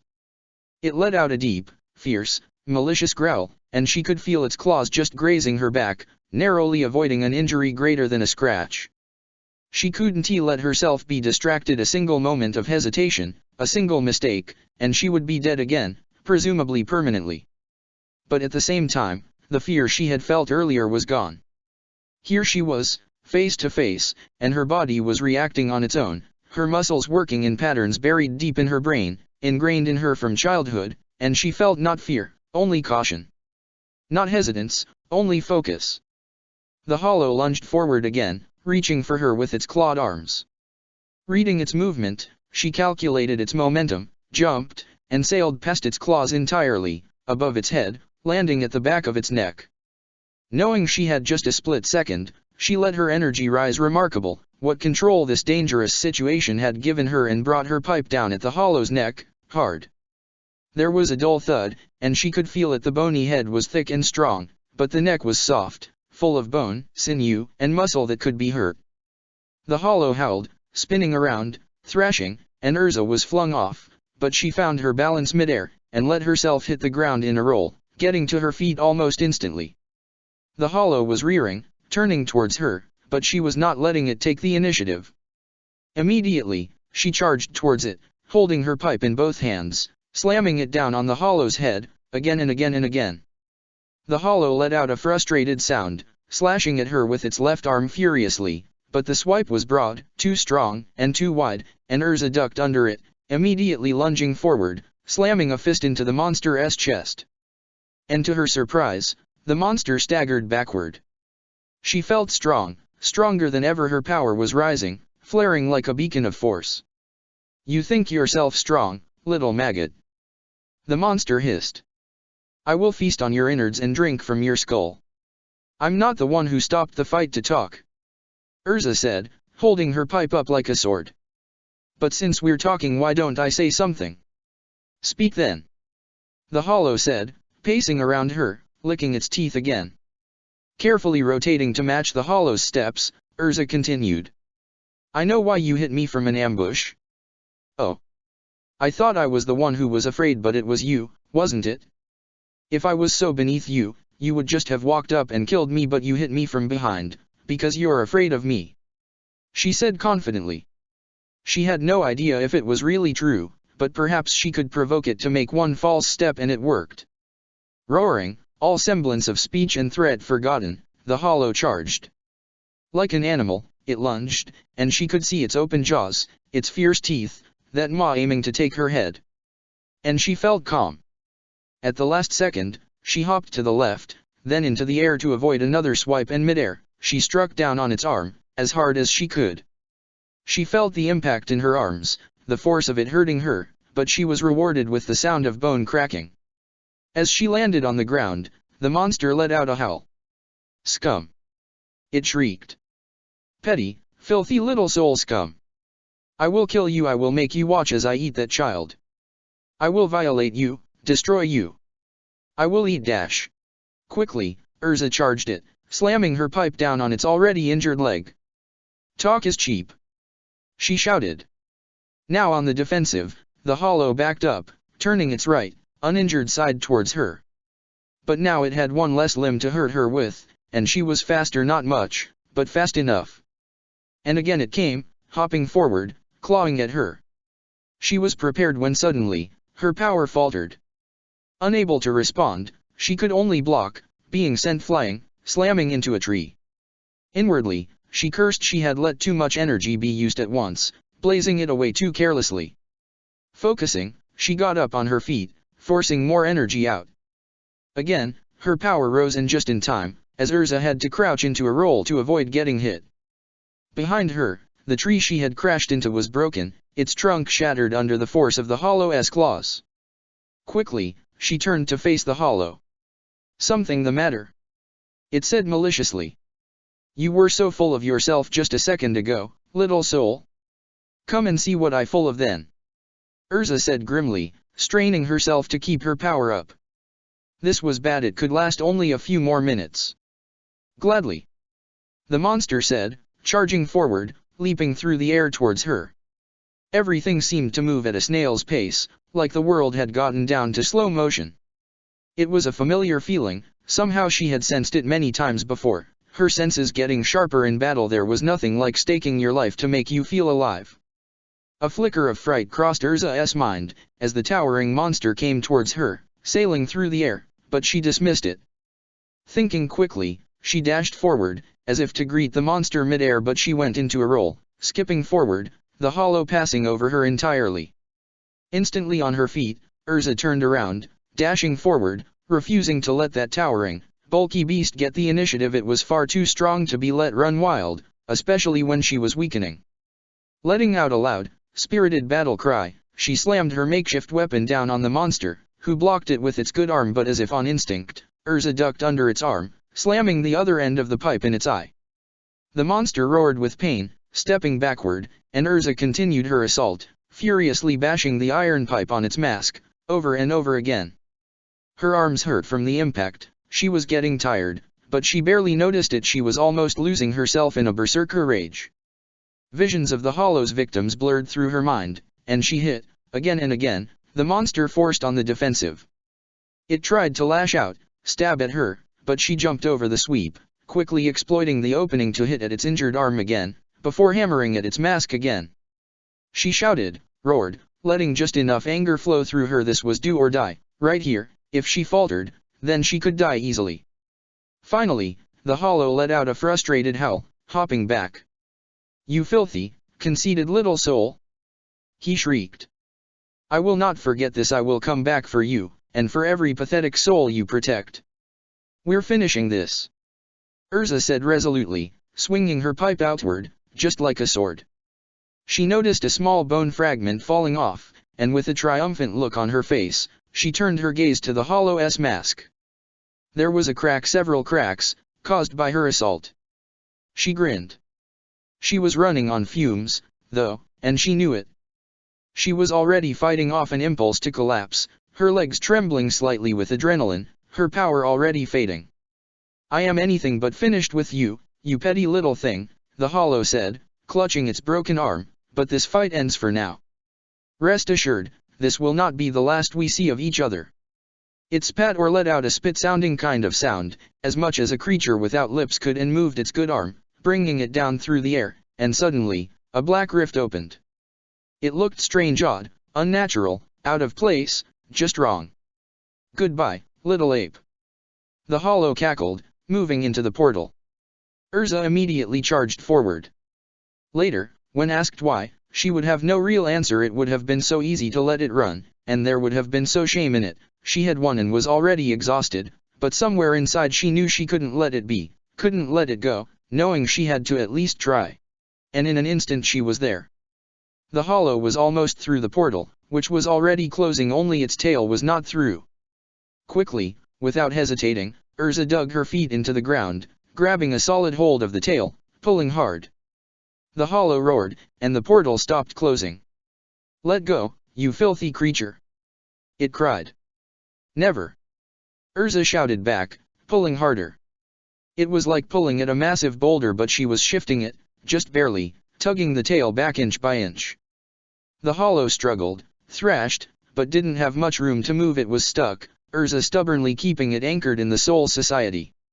After at least a minute's worth of deadly tug-of-war, the portal widened, and Erza got a quick glance of what looked like a narrow cave, its mouth overlooking a colorless landscape, an all-gray landscape, a desert stretching to the horizon. And then she could see it no more, because the Hollow hopped forward through the portal, right back at her. Thinking on her feet, Erza grabbed its tail firmly, tugging even harder, and the creature, its momentum doubled by its own charge towards Erza, practically flew through the portal, tumbling over on its side. Quickly, Erza took the pipe in both hands, and hopped after it, sailing through the air. She was almost done. Exhaustion could wait. And again, for just a second, everything moved in slow motion. She could see the Hollow lying on its back, its right arm hanging at a crooked, wrong angle. There was its ugly, scaled belly and its soft-looking neck, with a lot of loose skin, hanging freely. And down she came, slamming her weapon down onto its neck with all the strength she could muster. She could hear nothing break. It was a dull, inoffensive kind of sound, like a club hitting a sack of potatoes. But damage had been done, no doubt, because the monster, scrambling to get up on its feet, was coughing, hacking, wobbling even as it got to its feet. It didn't even have a hateful retort. It just looked at her, and for the first time she was sure she had been right. There was fear in its eyes. Letting out a final battle cry, a roar from the tips of her toes up to her head, like an Amazon, she charged forward, finally losing herself entirely. She was all but spent, but this had to be done. She had to finish or she and everyone else was dead. The world became a blur, and she vaguely registered bringing her club up and down over and over, like a frenzied reaper cutting down harvest. She registered pain, in her arms and her body, but it wasn't hers, not hers at all. It was someone else whose arms ached, whose body was aching. Later, she wouldn't remember anything at all of that moment, not what she thought or felt, only that she was doing what had to be done. It was all a blur, a fine, blood-covered mist on her memory. And finally she stopped. Her arms slowed down, finally coming to a halt. And as if waking up from a dream, she saw the Hollow, its head reduced to a bloody pulp, her clothes and face and arms covered in blood. Breathing heavily, she took a careful look at it, making sure it was dead. A closer inspection showed her there was no need to worry. Its head was all but completely destroyed, its other arm shattered, presumably when it had tried to defend itself. She had done it. She had beaten it. Exhausted, Erza fell down face first onto the brain-stained, bloody grass, finally allowing herself the luxury of unconsciousness. Shimura Shinpeke, 10th seat of Division 6, looked down the hill, peering through his glasses. He had followed a distress call sent 2 days ago, regarding an especially vicious Hollow preying on souls down in the 46th district. It had already claimed several, he had been told, and was bold enough to linger here in the Soul Society. It could not be tolerated. He had set out, prepared to fight it to the death in the name of Division 6 and Kukakijinrei Teiko. He had traced its signature for miles. It had left a fairly obvious trace. It was bold, no doubt. And after hours and hours of tracking, he had found it, just past a hill, fluctuating. He had hurried to the hilltop. There were many things Shinpei would have expected, maybe the monster toying with its prey, or wreaking havoc, or possibly fighting someone else, although he knew of no other Shinigami in the vicinity. It was no small surprise, then, to see the quickly dissolving corpse of a reptilian-looking hollow dissolving on the forest floor, its head beaten to a red, bloody, unrecognizable mess. The mask was entirely gone, and judging by its ryotsu, the corpse would soon disintegrate. Hurrying down the hill, Shinpei ran to get a closer look. She was in limbo, some kind of non-awake state, not dreaming, but not conscious either. She couldn't feel her body, but her mind was hers, not subject to the whims of her subconscious. She was floating in a sightless nothingness, trying to gather her thoughts. Who was she? I am Erza Scarlet.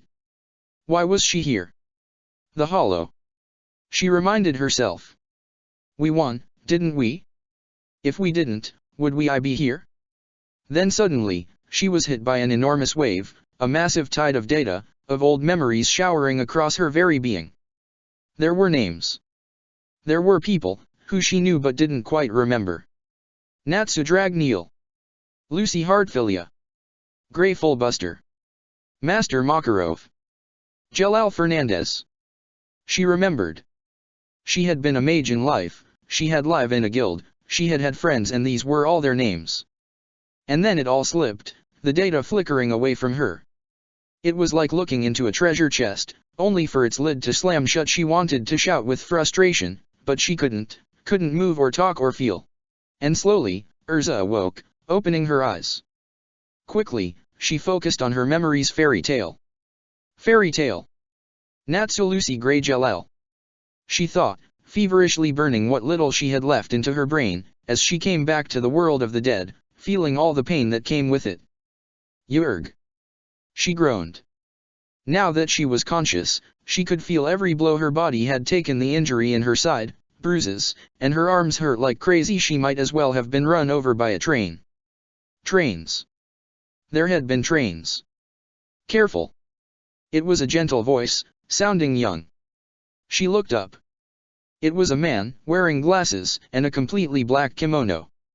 He had a sword by his side, and was kneeling by her. Don't strain yourself, you are very weak. Who are you? She mumbled. Shimura Shinpei.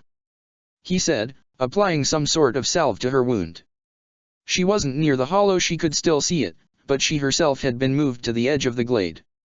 She noticed her kimono had been pulled down, she was almost naked.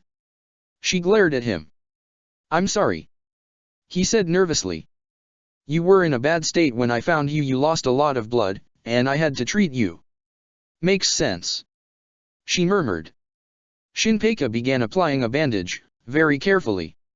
You almost completely burned out your reishi, you know that. He said, in an almost chiding tone. It's surprising you're still alive. What would have happened if I did? You would be dead. Shinpei said. Your body would have decayed, and your energy would have dispersed and become part of the Soul Society. Oh. She said. She really had been reckless. I'm Erza Scarlet. She said finally. Pleased to meet you, Miss Scarlet. He said courteously. Then, something struck Erza. Where's Kitsu? She exclaimed. The little boy, where had he gone? Had he lived? Please God, let him be alive. Who? A little boy. She said emphatically, trying to sit up. Gently but firmly, Shinpei pushed her down. The boy is fine. He said. I told him to hide under a tree a bit further away. This isn't something children should see. She breathed a sigh of relief. So I really killed it. He nodded. You beat it to death. I can't really believe it myself. I guess it was a very strong pipe. She said, smiling to herself. He shook his head. No, a simple weapon is just a conduit for your own power. You did this on your own. Remarkable, I have to say. It was nothing special. He shook his head. I wouldn't say so. He stood up. Listen, I've cleaned your wounds and done what I can. I'll send a medic when I get back, but for now, I have to get back and report. He smiled at her. Then, he reached into his kimono and produced a small package. Here, this is the food I prepared for myself later. You need it more than I do, and you already did my job for me. If you're sure you don't need it, I am sure. He said, and bowed to her. Please get a lot of rest, and eat when you're feeling stronger. Do not try to walk until you feel stronger. It would be a shame for you to succumb to your injuries after a feat like this. I will. Thank you. She said, feeling a little surprised, receiving such kindness from a stranger. It was nothing. He said, turning around. See you later, Miss Scarlet. With that, the man walked away, leaving Erza lying under her tree. Erza took a deep breath, lying back. She still hurt, but she wasn't bleeding. It wasn't unbearable by any means. Closing her eyes, she took in everything. She had overcome her fear. She had faced the hollow, and she had beaten it with brute force, no less. Out loud, she wouldn't have said so, but she was pretty impressed with herself. It felt special, and it probably was. She smiled, despite the aches in her body. The village would be safe, Kitsu would live, and so would she. And she alone had achieved this, by her own strength. In just this one moment, she allowed herself some pride, the feeling that she was good enough to fight off monsters, and good enough to be worth her place in the village. She had really done it. And somehow, her memories were coming back. The faces and names of her friends, she could still see them clearly, and while she had felt frustrated that the rest of it had slipped away from her, she decided to be hopeful her memories would come back with time. A little while later, little Kitsu came up to her, finally venturing up from his hiding place. He was all right, by the looks of him, except a nasty-looking gash on his arm. Sis.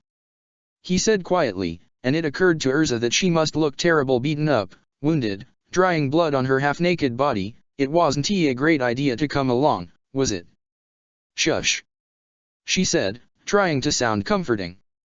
We're both alive, and the monster is dead. That's all we need to think about. But, Kitsu said, and she could hear him choking up. That's all we need to think about. She said firmly. Sit down and get some rest. I should be able to walk tomorrow. As it turned out, it took more than one night's worth of rest, and plenty of food and water, before Erza had recovered. By the next evening, Erza finally managed to stand, and felt well enough that starting a gingerly walk wouldn't be beyond her. It was remarkable to her. She remembered being injured before, when she was alive, and she would have expected it to take longer than this, but even though it hurt, the pain was somehow different, lesser, as if wounds weren't the same in the afterlife. That would be one bonus to being dead, at least. It took a full 2 days for the two of them to walk back, slowly and carefully, stopping to rest very often. By the time she could see the village, they were both hungry, but they were back, safe at home. It was just as well Kitsu's arm wasn't looking great, and she herself needed a bed. And so finally, when they staggered back into the village, she was greeted by what looked like the entire village, waiting for her. Kitsu's mother, looking besides herself with worry, snatched the child, no doubt to lecture him, fuss over him, or both at once. Erza herself was left to account for what had happened. She knew she wasn't looking great, bloody, worn down and her clothes torn, but the news were good enough that nobody seemed to mind. People swarmed around her, cheering, shouting her name. She was Erza, the protector, the hero who killed the monster and got revenge. It took Erza quite some time to get the message through that what she needed most now was rest, and eventually she got back to her bed, where she collapsed into a deep, deep sleep. The next day, she would wake to a bedside filled with gifts, food, new clothes, all sorts of useful trinkets, and on top of it all a medic in a Shinigami's robes. Shinpeki had kept his promise, apparently. The next 2 weeks were spent mainly in bed rest, Erza slowly recovering fully. As she recovered, as her wounds healed, she felt strong, as if the ordeal had left her a better fighter. Not much of anything happened. The village was quiet, and Erza slowly returned to normal life, doing what chores the villagers would let her, injured as she was. And eventually, a feast was held. Good food, drinks, and toasts in her honor. It made for memories worth remembering. And so, some more time passed. Life was simple, but happy. Life, of course, seldom remains simple for heroes. So you're tellin' me, said Warlord Amatsuki Kansei, peeling an apple, that this protector is keeping Farmsworth Village from paying their dues. He looked down at the thug before him, a petty little man who was ruthless and underhanded enough to have become leader of his own gang, the Blue Lizards. And currently, Kansei noted, failing in his duties. It can't be helped, my lord. The gang leader said, bowing his head deep. His name was Takamai, or something like that. He couldn't remember why he had seen fit to promote this rat to begin with.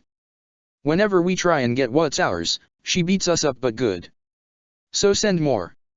Kansei snapped irritably, brushing some dirt off his purple kimono.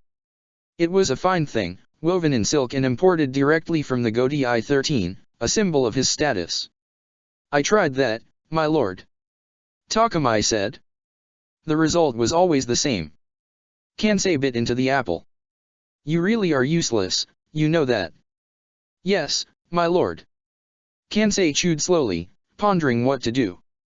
He had half a mind to have Takamai killed, but finding halfway decent gang leaders was a pain in the ass, and he still brought in good money. Tell you what, Takamai, he said, sounding menacing, since you can't handle your own problems, I'm stepping in personally. I'm going to send a party of dependable men right there, get what we want, and then you'll make up for what you've lost from that shitty little village with interest. Understood? Yes, sir. Thank you, sir. Takamai exclaimed, sounding relieved.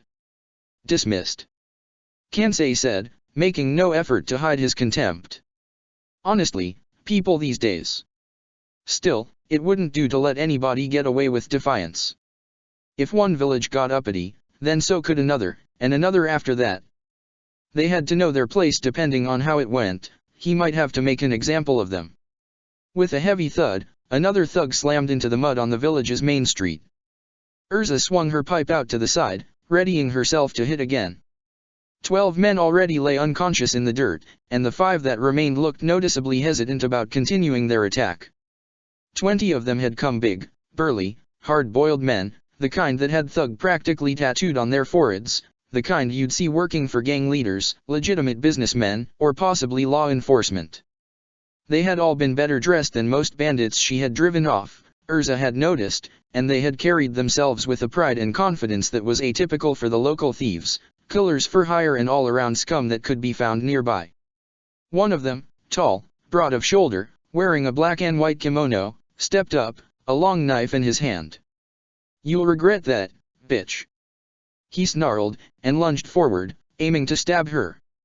Erza didn't bother knocking him over the head, simply catching his hand as it came in. The man struggled to push her back, but Erza was stronger, and soon he found himself pushed back, and then Erza twisted, pushed forward, and the man was on one knee. Erza held his hand in an iron grip, and he let out a small whine, struggling to break free. That doesn't feel very good, does it?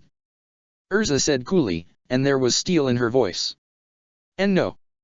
The thug said, desperately looking to his allies for help. His fellow thugs looked strangely preoccupied with the weather, the local architecture, or anything that wasn't the red-headed, buxom avatar of fury standing before them. Do you think the merchant whose stall you knocked over felt very good? Erza said, tightening her grip. The man made a pained face. I know. He said, trying to pull himself free. You said everyone in the village was going to pay. She said, and the thug looked at her, a look of awe and dread in his face. You said that we needed to learn some manners. Then you tried setting a house on fire. I know dash. Oh? You didn't. Erza said, her grip tightening. The thug squealed with pain. No we did, yes. Please let me go. Who sent you? Erza said, mercilessly keeping her grip on the man's hand. Warlord Amatsuki. The man shrieked. The village, you haven't been paying your dues. Dues. Erza said ferociously, glaring a you are about to suffer kind of glare. Everyone pays up to the local boss, see? And the bosses pay up to the warlord. How it works arg please dash. Finally, Erza let go of the man's hand, and the thug collapsed, clutching his squashed limb. Erza turned to the 7 remaining men, who had gone from hesitant to terrified. I'm warning you. The closest one said, clutching a rusty, jagged sword. We'll dash. What he would do would forever be a mystery, because Erza dashed forward, swatting aside his clumsy attack with ease, slamming her pipe down on his skull just hard enough that it wouldn't crack, but no lighter than that. He collapsed, but Erza wasn't done. She was already on the move to bring down the next. In a matter of seconds, she had beaten down 3 more, leaving them with black eyes, broken bones, and what would soon be very large, painful bruises. Only 3 remained now, 3 ugly, vicious little thugs who had had the nerve to come to her village and disrupt the peace, to bully and threaten. Hey, I give up. The closest one said, dropping his weapon, a simple club, nothing more. He held his hands up in surrender, and his 2 friends quickly followed suit. For a moment, Erza felt the urge to smash their faces in. Anyhow, they were thugs, thieves, bullies, and probably far worse than that, but she repressed that sentiment, dismissing it as quick as it had come up. They might be lowlives, but she was not. Lord Amatsuki sent you, did he? Why, yes. One of them stuttered. Yeah, gotta understand, miss, we don't got no choice if we don't do as he says, we're dog food. Shut up. Erza snapped. You'll go back to him, and you'll tell him he's got no claim to this place. If he wants dues, then he can shove it. So long as I'm here, I'm not going to let people like you do whatever you want. Got that? Yes, miss. Soon, a train of moaning, badly bruised, and humiliated thugs made its way out of her village. Erza sternly looked at them as they left, to remind them exactly why they were running, or rather, staggering away with their tails behind their legs. Come what may, she would protect this place. It was her home now, full of people who deserved more than to live in fear. The next day, Erza rose early, half prepared to fight off an invasion. Anyone who titled himself warlord was bound to have a big ego, and big egos were easily bruised. Instead, after having a simple breakfast, she found by the village gates not an invasion force, but a single man. He was well dressed, his black hair looking like it had received the attention of a professional recently. Judging by his blue and white kimono, he was probably rich, at least richer than the people who lived around here. He didn't look like he was carrying a weapon, but Erza wasn't one to take any risks. Brandishing her pipe, she walked closer. Who are you? She demanded, her tone stern and to the point. Oh, how dangerous you sound. The man said, sounding amused. His voice was light, almost effeminate. No wonder you sent the boys packing the other day. He looked her up and down. But oh my, you're quite the beauty, aren't you? You should smile more often. I said, who are you? Erza said, ignoring his comments. I'm Seigun. The man said, bowing deeply, not without a strong hint of mockery, Erza suspected. I work for His Grace, the most enlightened warlord Amatsuki Kansei. In an instant, Erza held her pipe up, ready to do battle. The man just waved his hands though, saying, Now, I'm not a fighter. Anything but, to be honest. I only serve as His Grace's emissary. His voice, if you will. He waved his hand theatrically. And what does his voice want with me? His Grace wishes to know why you have stolen his property. Seigun said, chuckling slightly. I've stolen nothing. She said, slowly lowering her pipe. She sensed no particular power from this man. If he pulled out a concealed weapon, she would handle it. Oh, but you have. He gestured towards the village. This village rightfully belongs to my lord, and look what you did, snatching it right out from under him. Naughty, naughty. This village would supply the blue lizards with a lot of crops, water, and tools, and here you are, greedily keeping it for yourself. I'm not keeping anything, and these people belong to themselves. I'm only here to protect them. Oh! Seigun exclaimed, giggling slightly. A knight in shining armor? Well, Sir Knight, you may have beaten a lot of weaklings, but strength can only take you so far. You are given this one chance, this one and only chance dash. No. Erza said flatly. You didn't even let me finish. Sagun said, pouting. Well, I'll finish anyway. You have one chance, go away now, and you'll be free to go. And this village? Oh, they'd have to pay some penalty fees, I imagine. They are overdue with their payments, after all. Don't worry, though they wouldn't be killed. Dead souls cannot pay.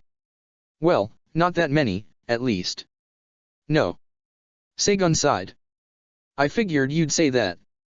And suddenly, his leisurely tone, his glib face dropped, and he continued, so here's the deal, you're going to die. We have people who can fight for real. And when you're beaten, we'll make you watch as we kill everyone in here. Except 2 or 3, who will live to tell the tale of what happens to those who refuse the authority of Lord Amatsuki. And when that's done, you'll die, slowly. Erza grit her teeth, staring at him, the grip on her pipe tightening. You dash. 1 week. He said, pointing his finger at her. 1 week. When that's out, everyone here will die. He turned around, slowly walking out of the village grounds. 1 week, Sir Knight. Erza watched him leave, her body trembling with rage. Everyone here dead because she had done what she knew was right, protected those who couldn't protect themselves. And because she had, they would die. She couldn't let that happen, not ever. Gripping her pipe tightly, she hurried back to Old Man Getsu. The old man had just woken when Erza had come to him, explaining the state of things. The old man nodded, listening, finally suggesting they take this to the village head. Erza hadn't known they had one, but apparently there was, for situations like these. Or something like it. And soon, they were before the village head, an elderly, balding man, wearing clothes just as worn and dirty as any of the villagers. His name was Katani, Erza remembered. This is dire. He mumbled. I don't know what we should do. We can't very well evict you, you've done so much for us. And they'd kill us anyway, you know that. Getsu snapped.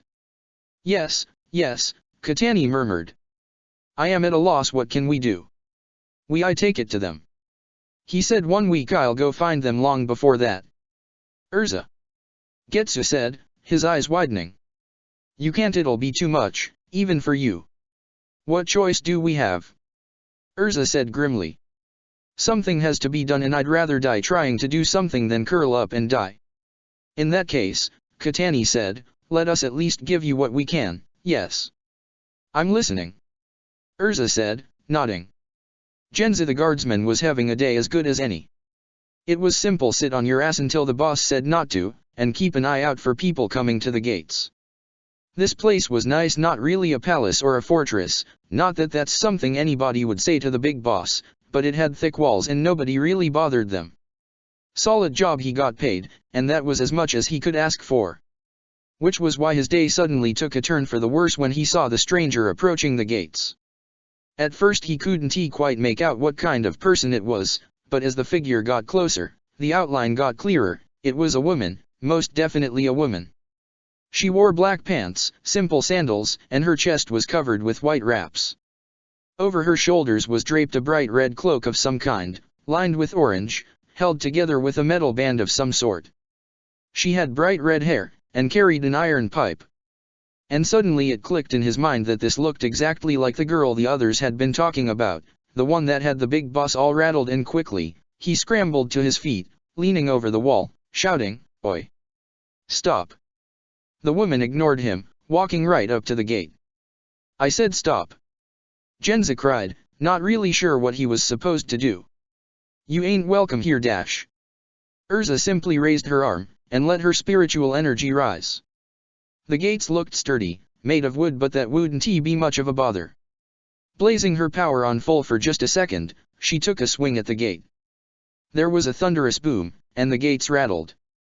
Genza was knocked off his feet, and when he got up he saw the gates, blasted off their hinges, lying broken inside the fortress. Deciding that shouting no longer was in his best interest, he kept his head down. As the dust began to settle, Erza surveyed the scene. It was a crude fortification, thick, wooden walls all around, set on high ground, big boulders naturally part of its defense. Inside were several houses, what looked like barns, perhaps an armory, and it was teeming with people, most of them carrying weapons. She felt an anger inside her, one she had let build up on her way there, carefully cultivated. It was a good way of pushing away the thoughts of how stupid it would be to charge headlong into the lion's den alone. Stepping forward, she took a moment to try and sense for spiritual energy. There were lots of little fires bigger than that of the villagers she knew from home, but compared to her they were like matchsticks next to a torch. Maybe then, just maybe, she could do this. The soldiers, who had been shocked frozen by her sudden appearance, began to react. Massing like one, into a large crowd, they brandished their weapons, jagged swords, clubs, hatchets, axes. They wore a wide variety of clothes, better done than any she had seen in the village, stolen, probably. More men were streaming out of the house, and the crowd was only getting bigger. Time to do something. I have come for a Matsuki Kansei, she declared loudly, and with more boldness than she really felt. Get out of my way, and you will not be hurt. She smacked the pipe against her palm, ready to charge. That's some nerve, one of the men in the front said. One little girl, full of herself, 'cause she beat up some losers, come in to beat the lot of us. There was a wave of approving jeers from the men in the crowd, and it was obvious they weren't backing down. Not that Erza had counted on it. The hard way it was, then. Get her. The command came, and the men advanced, brandishing their weapons. Erza steeled herself. However strong she was, there would be no way for her to win if she got surrounded, bogged down. No, there was only one way, shock and awe. Instantly, she let her riotsu rise and flare. The dust on the ground around her swirled and scattered, but Erza didn't notice she had time only to feel the vicious, brutal cruelty of a melee. Putting one foot in front of the other, she hopped forward. She couldn't stop this charge, not let the momentum falter for one moment. She had to break through, or she would be weighed down, beaten. And like a white-hot knife through butter, she carved through the mass of men, each swing from her pipe sending one of them flying, the momentum of her charge carrying her ever forward, almost as if there were no one there to stop her. Erza swung, struck, hit, like a lumberjack cutting at an especially contemptible tree, and before she knew it, she had passed right through the crowd.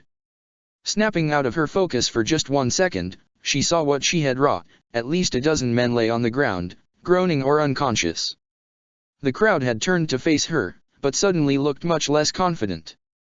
Not letting them take the time to reconsider, Erza bore down on them like a fury, her weapon slamming into one fighter after another.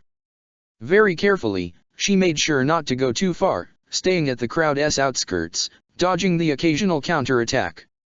It went on for nearly 10 minutes, the crowd of men every now and then getting its courage back, rallying to fight her, and each time, she broke away, finding a new angle to fight, never getting cornered. Whatever memories she had lost, she still remembered how to fight, as if was written into every cell in her body. And then, finally, when the little fort's courtyard was full of broken bodies, broken, not dead, they seemed to lose their appetite for combat. Crying out in despair, with phrases like, "She's a monster," or "It's no use," they turned tail and fled, scattering to whatever shelter they might find. Good. Walking further in, still on alert, Erza looked around.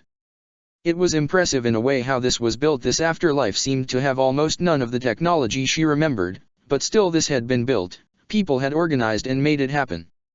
And instead of being used for defense, it was being used to oppress. She grit her teeth. Her musings were soon interrupted, though, by a loud, boisterous voice. "That's far enough, young lady." She looked toward the voice. It was a man, a ludicrously tall man, probably no shorter than 8 feet. His sleeveless kimono showed off bulging muscles, and his bald head showed scars, enough that it at least gave the impression that his look wasn't just for show. And more importantly, she could feel some strength in him, definitely much more than from the punks she had just trashed. The man pointed at her, with a large, wooden club, it looked more like a small tree, actually, and said, "You go no further than this. I am Junia, his lordship's bodyguard. You will not pass. Out of my way," Erza said coldly. "Over my dead body," the man exclaimed. "You may have beaten the others, but I am not like them. I will crush you, for my master." Erza stood up straight, not really bothering to take a stance. Come on, then. Junia charged, and he really was faster than he looked, but she was not impressed. Quickly, she let her Ryotsu rise. Junia's club came down, and it shattered, breaking in two where it hit Erza across her shoulder. What you dash, the giant said, bewildered. Impossible. Erza jumped, and slammed a foot into the man's chest, releasing a burst of Ryotsu as she did. He staggered back, toppling into a wall. You come to my home, and threaten my people with slavery and death. She said coldly. Just who the hell do you think I am? Junia grunted, mumbling something incoherent. Don't get up. Erza said, walking past him. Erza walked further into the largest building inside the fortification's walls, no doubt where the warlord was hiding. She felt surprised at how easy it had been so far. That bodyguard, she had felt his power as he struck and felt like there was no force behind his attack at all. Was he weak, or was she strong? Deciding not to get distracted, she looked around. Here inside, there was a great hall-high ceiling, with little window hatches letting light in. It was poorly lit, though, the rays of light only emphasizing how many shadowy corners there were. There was a rug on the floor, long and large, and towards its end there was a chair large, and probably quite expensive by the standards of this district. And sitting upon it was a man, who looked not old, but certainly not young. Black hair, tied in a ponytail, with a thin mustache. He wore a purple kimono, and had a sword by his side. Was this he? Amatsuki Kansei. Erza said, walking up closer. You're Erza Scarlet. The man said, sounding irritated.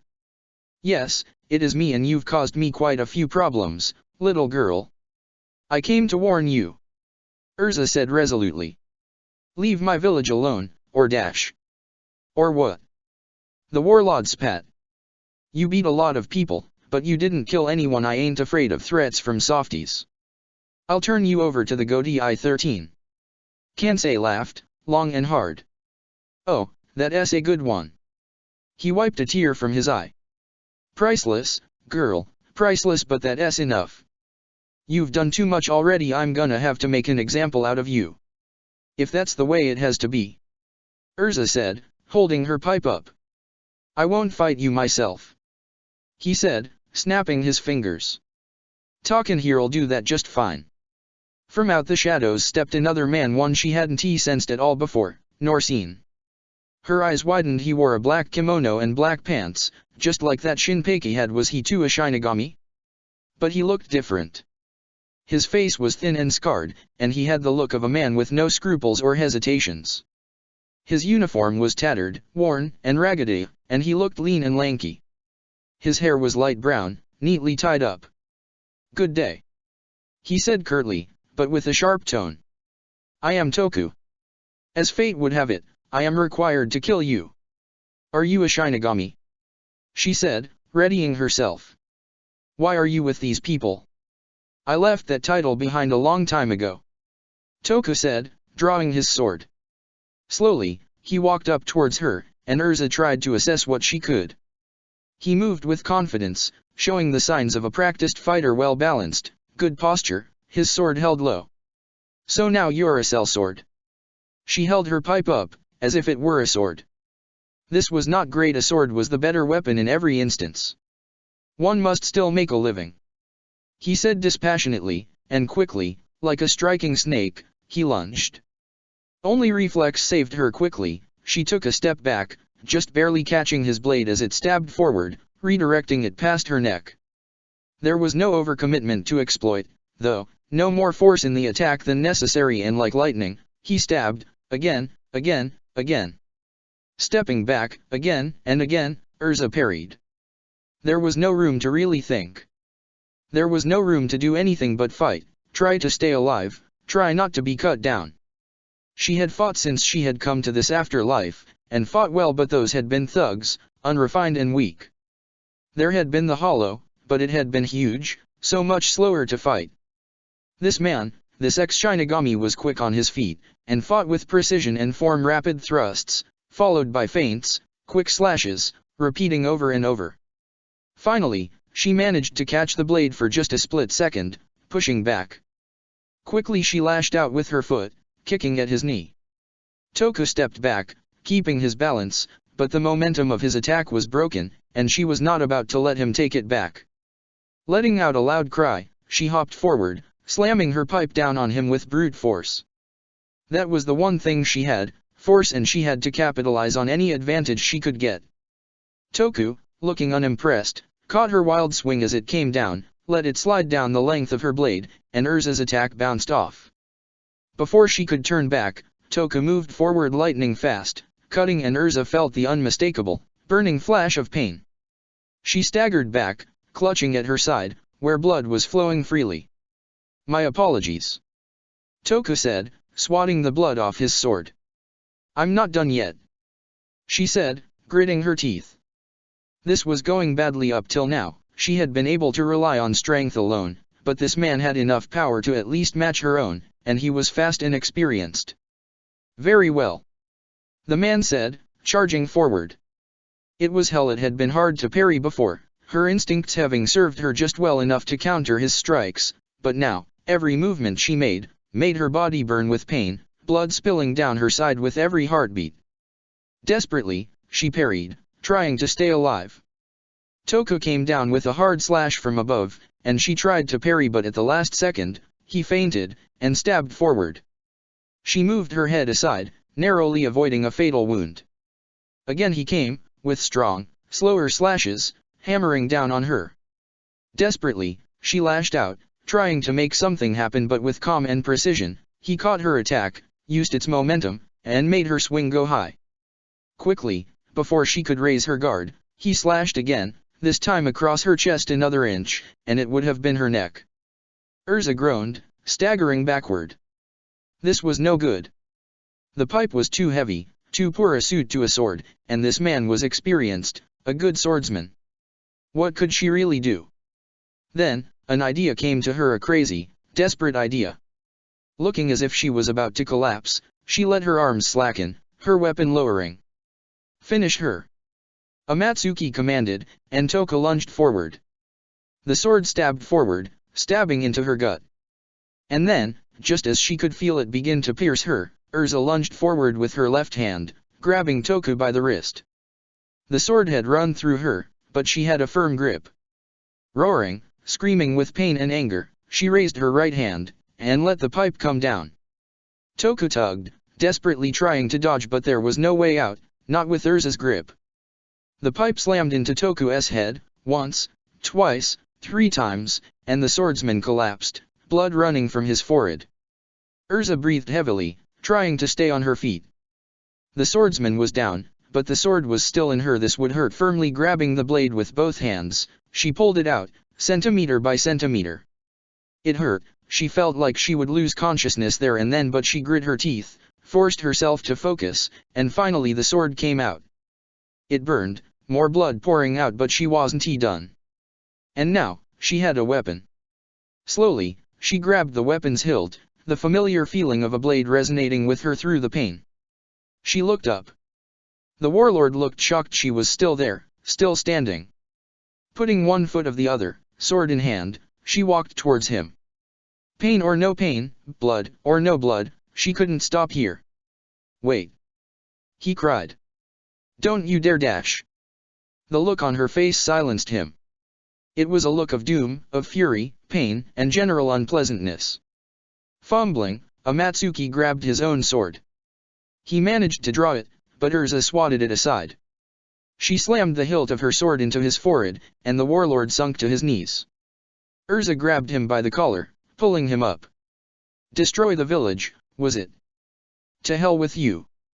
Amatsuki spat. "Your rule ends here," Erza said, shoving him back to the floor. "You better kill me, then," Amatsuki said, letting out a wheezing laugh. "Go on, then. There's no way I'll let those people live." Erza raised her sword. It would be easy. 1 strike, and 1 evil man would be dead. Everyone would be safe. 1 death for many lives. It should be right. But she hesitated, because she knew it wasn't. It couldn't be. "Go on, then," Amatsuki roared. "What do you think you'll do? Hand me over to the Shinigami?" They don't care. They'd never convict me. Hell, I got an understanding with them. Erza's grip on the sword tightened, but finally, she lowered her blade. I knew it.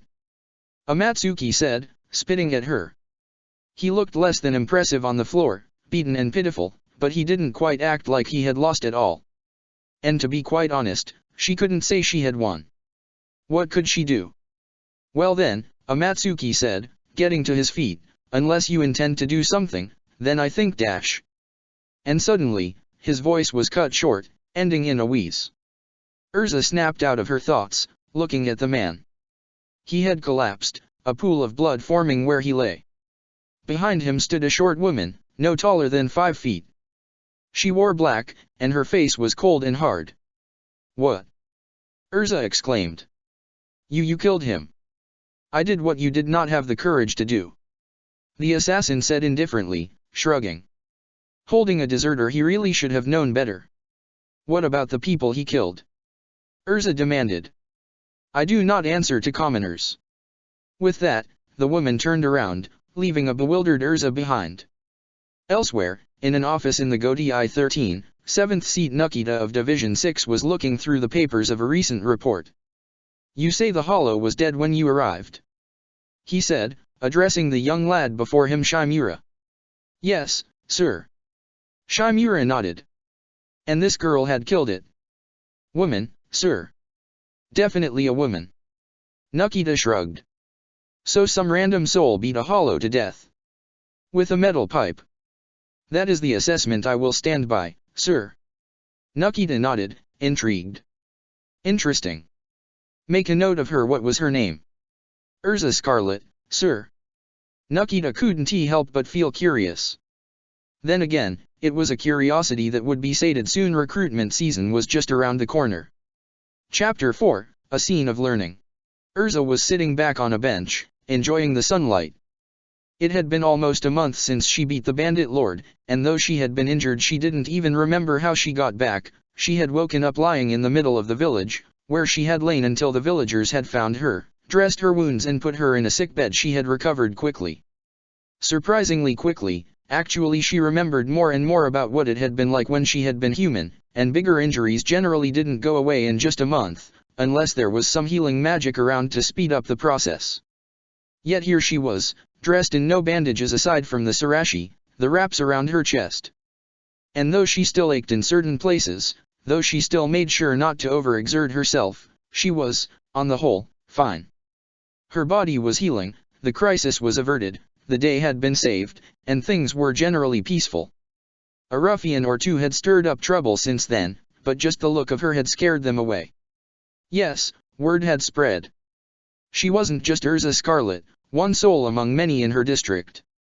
She was Erza Scarlet, the protector who broke the great warlord Amatsuki. People knew her name now, and there was word from other villages, people asking her to put out this and that fire, chase out bandits, fight hollows, find lost cats.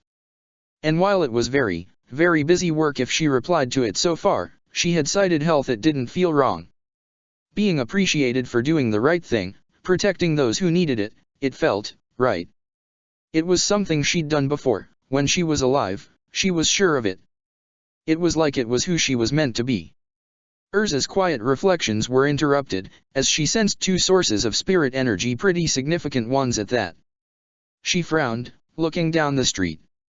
Through the village gates, she could see 4 people walking in. All of them wore black, the same dye of black that she knew Shinigami wore. And all of them carried swords at their sides, long blades, and they carried themselves with the confident gait of soldiers.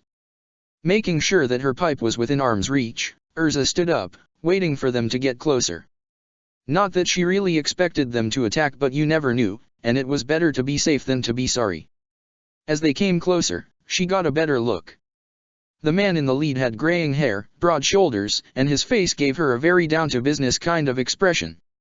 At his side, she saw a short fellow with sand blonde hair, a muscular, balding man, and well, the 4th one she knew. Shinpei. Erza relaxed herself a bit.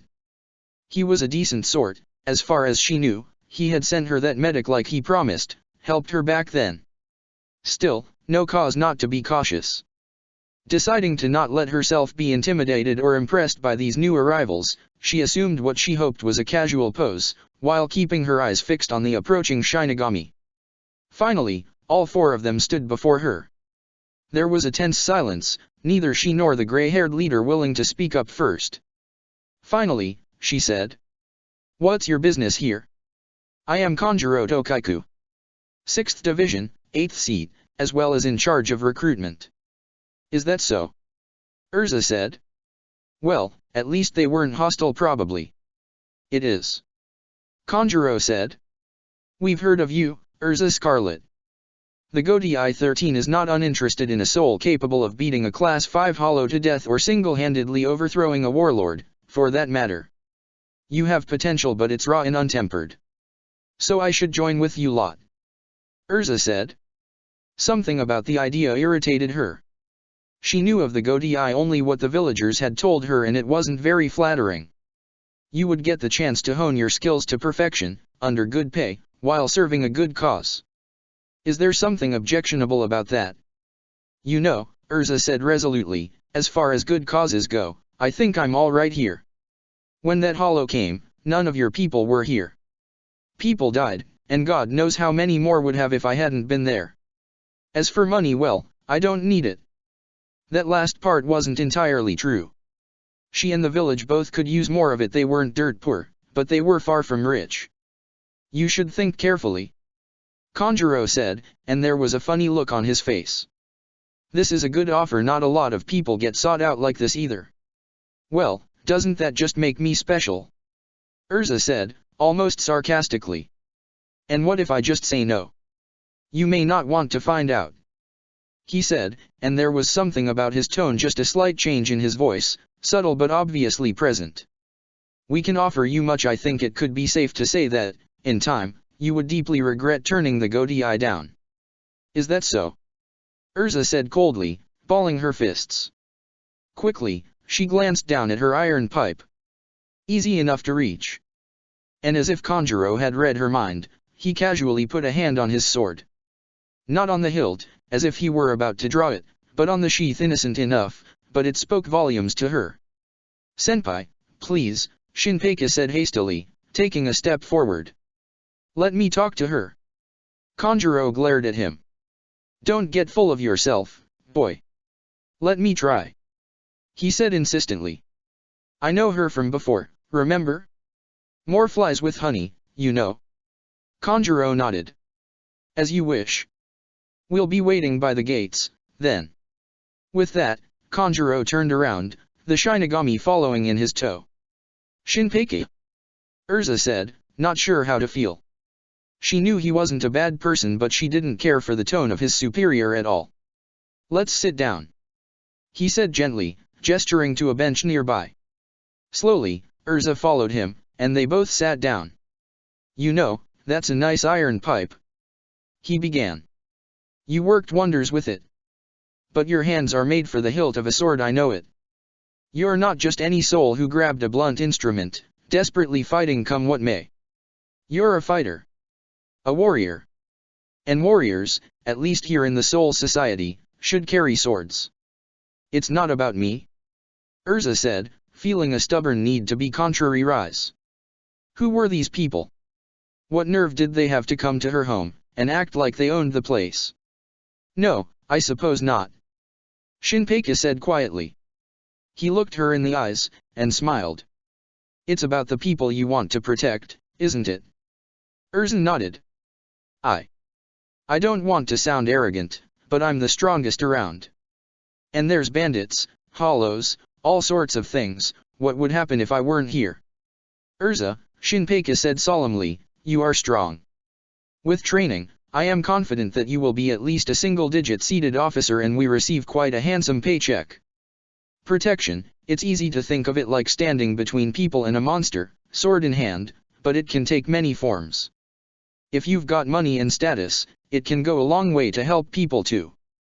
If you come far enough, you could even protect multiple villages, and bandits would run scared just knowing an officer would personally come after them if they tried anything. You don't have to give these people up. Is that true?" Erza shook her head. "It sounds nice, But I'm not sure, life's not that simple. It's true it wouldn't be as easy as it were if you were here all the time. Shinpei nodded. But in the long run, if you achieve your full potential, the good you can do means a lot more than the good you can do now. Come with us, train, learn, push yourself past your limits, and maybe even trade that pipe for a sword. Erza leaned back, staring up into the sky. Training, getting better, there was something about it that felt appealing. She had been strong in life, she was sure of it, and getting better was something she'd always strived for. But still, this was, of a kind. And if I say no? This was the crucial question. Shinpei sighed. The Godai does not like power not under their control. You just beat a warlord, what might you do next? What do you mean? It's not what I think, he said hastily. But it's the way they view potential threats. It's an order that's 1,000 years old, and staying in power that long made policies a bit paranoid. So what could happen? I can't say for sure. But strong people who won't cooperate could easily become an enemy of the Godai. And enemies of the Godai tend to die. They could try. And they'd succeed. Shinpei said plainly. You're strong, but there are people who could mop the floor with you like you'd beat down a little kid. So why would I want to join people like those? Because there are good people there, too. Because you can do a lot of good, because what we do keeps the worlds in balance, there's a dozen good reasons. The decision is yours, but it will be difficult if you turn us down. I'll think about it, Erza said. Stall for time for now. This was uncomfortable enough, coming out of nowhere, and she needed to think. All right. Shinpei nodded, and stood up. I'll come back tomorrow. Is that time enough? Sure. She mumbled. All right then. Good luck, Erza-san. And with that, he walked down to the gates, to his companions. His superior did not seem all too happy, but Shinpei spoke with him, and whatever he said was apparently good enough. Soon, they were all gone from the village, leaving a confused, irritated Erza. Just an hour ago, things had been fine. They had been dandy before these. Shinigami had decided to just walk in here like they owned the place, like they owned her. And now she had a choice to make, and there was no getting away from it. Trying to shake her bad mood off, she went back into the house, where old man Kitsu was sitting, doing nothing in particular. Some sagely advice would be nice right now, and although the old man was not sagely per se, he would just have to do. Erza sat down, and apparently her mood was not well masked. Before long Kitsu spoke up. Is something the matter, dear child? No. She shook her head. Well, yes, there were some Shinigami here just now, and they want me to join them, and there's kind of an or else attached to the offer. Oh dear. Getsu said, frowning, and his wrinkled face got more wrinkled still. Or else. They said difficult. It would be difficult if I said no. One of them, the one who helped me back then, with the hollow, said they think of people who are strong as enemies if they're not allies. Getsu spat, and nodded. That sounds like them, all right. A bunch of simple-minded thugs who see everything in black and white, that's the Shinigami. So what do? I don't really want to go, but they said I could help you if I did. They said there'd be good money that could help you all even more. She paused. Would it? Getsu grumbled, and nodded. Money can get you a lot of things. Food, tools, even protection. He looked at her, and there was a glimmer in his eye. Child, listen. You are strong, much stronger than I thought. I never thought anybody out here could kill a monster like that hollow back then, but you managed. I thought the warlord was absolutely powerful, but you knocked him off his throne in an afternoon. You're meant for bigger things than this, and maybe, just maybe, the Godai 13 is the path you need to walk to get there. Erza blinked. Didn't you say they were a bunch of simple-minded thugs? Ah, yes, but as much as we hate them for not being here, for protecting nobles more than us, there's still good people there. And more importantly, he said, grinning mischievously, you could always get as strong as possible, stronger than any of their lot, and then rebel all you please. With training and strength under your belt, I don't think many of them could threaten you. That. I hadn't thought about that. Erza said thoughtfully. Yeah, I could do that, go there, be one of them, and if I don't like them, then to hell with them. Good girl. Getsu said happily. Just don't lose your way, remember who you are, and don't let them tell you who to be. I'd never let them. Erza said determinedly. Thanks, old man, I think I'll have walk. Clear my head some. You do that, child. Getsu said. Erza's walk turned out to be rather long. In fact, it carried her far outside the village, into the now, somewhat, familiar forests. By the time she got back, the moon was high in the sky, and all lay in their beds fast asleep. And all that time, Erza had thought, long and hard, gotten herself mentally accustomed with the idea of becoming part of an organization she knew little about, except that they were powerful and didn't seem to care about the people worth a dime. She was strong. But strength was relative, and compared to the people she might meet, she might be weak. But even so, she would give it her all, to grow and reach a pinnacle, to be the best she could be. And then, if she gained anything like real power, she could use it to help the people here, maybe even change the system from within. It was the fairy tale way, never give up, never do ill. A part of her thought that maybe changing people like those would be impossible, but she quickly pushed that aside. If it would be hard, she would just have to try harder. That was the fairy tale way of doing things, and it was her way of doing things. As she walked through the main street of the village, the moonlight painting a pale and almost surreal picture with its pale, bleak palette of colors, she made her mind up. She would leave here, but she would come back. She would train, get stronger, and find her own way in this afterlife. As promised, Shimura Shinpeka came by the next day, alone this time. It was early morning, and Erza was waiting for him just outside her house, standing tall in the street. She watched him come closer with trepidation, anxiety, and excitement. He was like a harbinger of change. If she were to allow herself a bit of drama, he represented the next step in her journey. "Good morning, Miss Erza," he said politely as he came closer, finally standing in front of her. "Morning. I won't bother with small talk, that's not what I am here for. Have you made a decision?" She nodded. "I have." After short silence, he said. "And that choice is?" "I will accept your offer," she said resolutely, balling her fists. "I'll come with you. I'll train, get strong, and if I don't like the Godai, then I won't stay." Shinpeka smiled. "I'd like to say that an attitude like that won't get you far in the Godai 13. There are strict rules, and our captain commander has little patience for insubordination. But in reality, some of our finest are rowdy and anarchic, too. There will be a place where you'll fit in, even if you end up resenting our organization." "Good, then," Erza mumbled. "Are we supposed to go right now? I don't want to leave without saying goodbye." "I'm not heartless, you know," Shinpeka said. "We're not in a rush, we've got 2 days, if we need it. Say your goodbyes, and we'll walk back when you're ready." "Thanks," Erza said, a little relieved.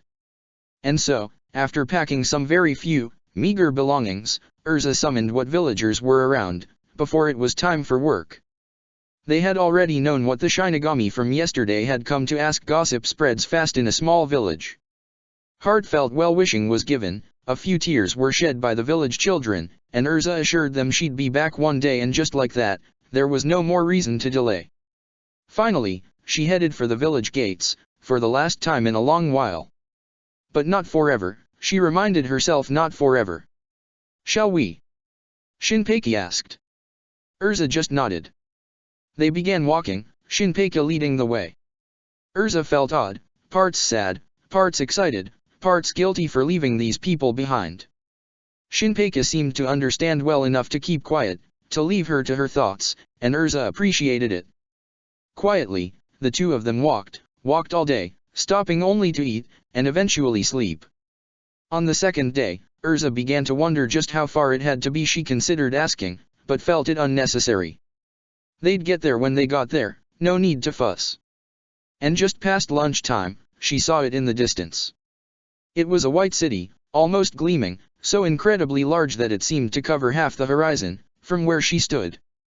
As they got closer, she tried her best to take it all in: streets, barracks, houses, spires, people scuttling about in the distance, Tiny little figures in black uniforms on patrol, growing less tiny as she got closer.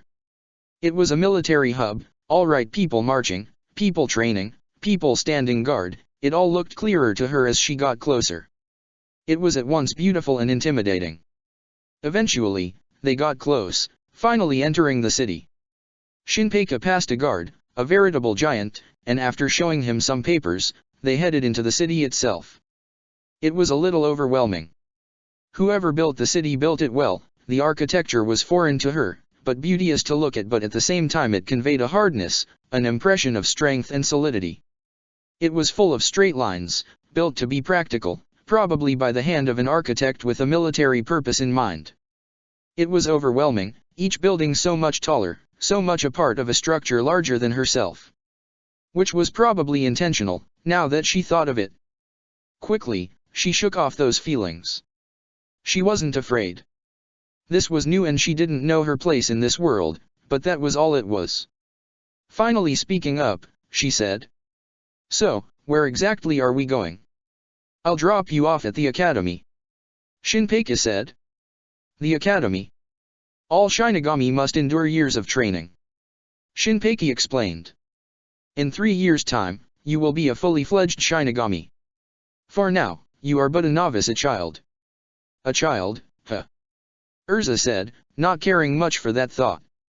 Be humble before your tutors, that's my advice. You may be stronger than most, but you lack skill and knowledge as do all new recruits. Well, almost all. Well, true enough, but it didn't stop her from frowning a little. She was led through the streets, and after a while, a rather long while, it felt like they reached a sturdy-looking white building, large and expansive. There seemed not to be a lot of Shinigami around, but plenty of men and women with white shirts. The men wore black pants, she noticed, while the women wore red. This is the academy. Shinpei said. And it will be your new home for a while. I see. She mumbled, still taking it all in. So much was new, so much was alien. And this is where I leave you. Wait, what? Go straight into that building, and tell them you're a recruit. Your name should be in there, they'll give you a room and a uniform. Everything will be sorted, don't worry. You'll do fine, I know it. Shinpei said gently. But duty calls. I will see you later, Miss Erza. With that, he turned around, and walked away. Bye. She mumbled. Well, damn, she felt a little lost, like she was a little child after all, but angrily, she shook that off. She was Erza Scarlet, and just being someplace new wasn't scary. Well, a little in a way, but damn well not in such a way that it was a real obstacle. Resolutely, she marched towards the building Shinpei had pointed to. Being resolute, it turned out, was easier said than done. Once she had marched into the building, she came into a hall of some kind. The walls and floor were a practical kind of white and gray, and some official-looking people sat down at the far end by equally practical-looking desks. Well, what was she supposed to do now? Who should she talk to? She looked around. She wasn't alone, at least there were maybe a dozen people there, looking a bit lost and awkward, wearing no uniforms. Some wore rags, she noticed, like somebody had just cut 3 holes in a sack and used it as a tunic. Others wore modest kimonos, 2 or 3 wore what looked like quality kimono, brightly colored. Hesitantly but also resolutely, Erza walked forward, towards the group of what she assumed were fellow recruits. She wasn't quite sure what to say, best keep it simple. A hello might be good. As if the universe was intent on solving this incredibly minor problem, one man turned to face her, a cocky grin, or at least, it looked like, what he really wanted a cocky grin to be on his face. He was tall, broad of shoulder, blonde, and wore an expensive-looking bright blue tunic, lined with gold. Well, hello there. He said. Man, what a relief this group is seriously lacking in cute girls. Erza, not quite knowing what to say to that, just stared. My name is Shinyu Sensuk. He said, bowing. Of the Shinyu house. My family didn't want me to enlist, but I'm a man of action and you have to do your part for king and afterlife, and all that. One has to wonder, came a dry-sounding voice from behind him, if your pickup lines will ever work on any sane woman. Erza looked, and behind Sensuk there was a man in a worn, dirty kimono that looked like it had once been gray, but with time had become some indescribable shade of brown. His face looked worn, he was not quite old but not quite young either, and his hair was a dull shade of black. "Shut it, commoner," Sensuk murmured awkwardly. "What is your name?" Erza said, turning to the black-haired person. He seemed a bit less direct. "Lupin Rahman," he said sourly. 67th District. "Piss poor place, I guess I hit the jackpot, being recruited here," he said sourly, sounding nothing like he was in a jackpot-y kind of mood. "And you are?" "Erza Scarlet," she said, nodding eagerly. "I only came here a month or so ago, and got recruited a couple of days ago." "Erza," Sensuk said. "That's a real sweet name. It is the name of a person much more fearsome than you." A third voice came. It was a woman looking young enough, with chestnut brown hair, a couple of spectacles and a modest, whitish kimono. "She is the one who beat a major class hollow to death, weeks after arriving here." "How do you know?" Erza asked. The woman shrugged. "I read the news." She extended a hand. "My name is Akane Marissa. Don't pay those two any mind, we're not all of us simple." "I'm plenty simple myself," Erza said, shaking her hand. "But I don't hold being complex against anybody. Or being hit on, for that matter. Let's all get along, shall we?" Sensuk grinned. "Does that mean I have a chance?" Erza eyed him top to toe, then said a simple "No." Marissa giggled at the disappointed look on Sensuk's face, even Lupin seemed less sour. "So," Erza began, "what do we actually do now that we're all here?" "We go over to those desks, get registered," Lupin said, pointing. "It's no rush, though they call your name when it's your turn." Sure enough, one by one, people were being called up, each person being processed and sent on their way. It took its time, but finally Erza's name got called.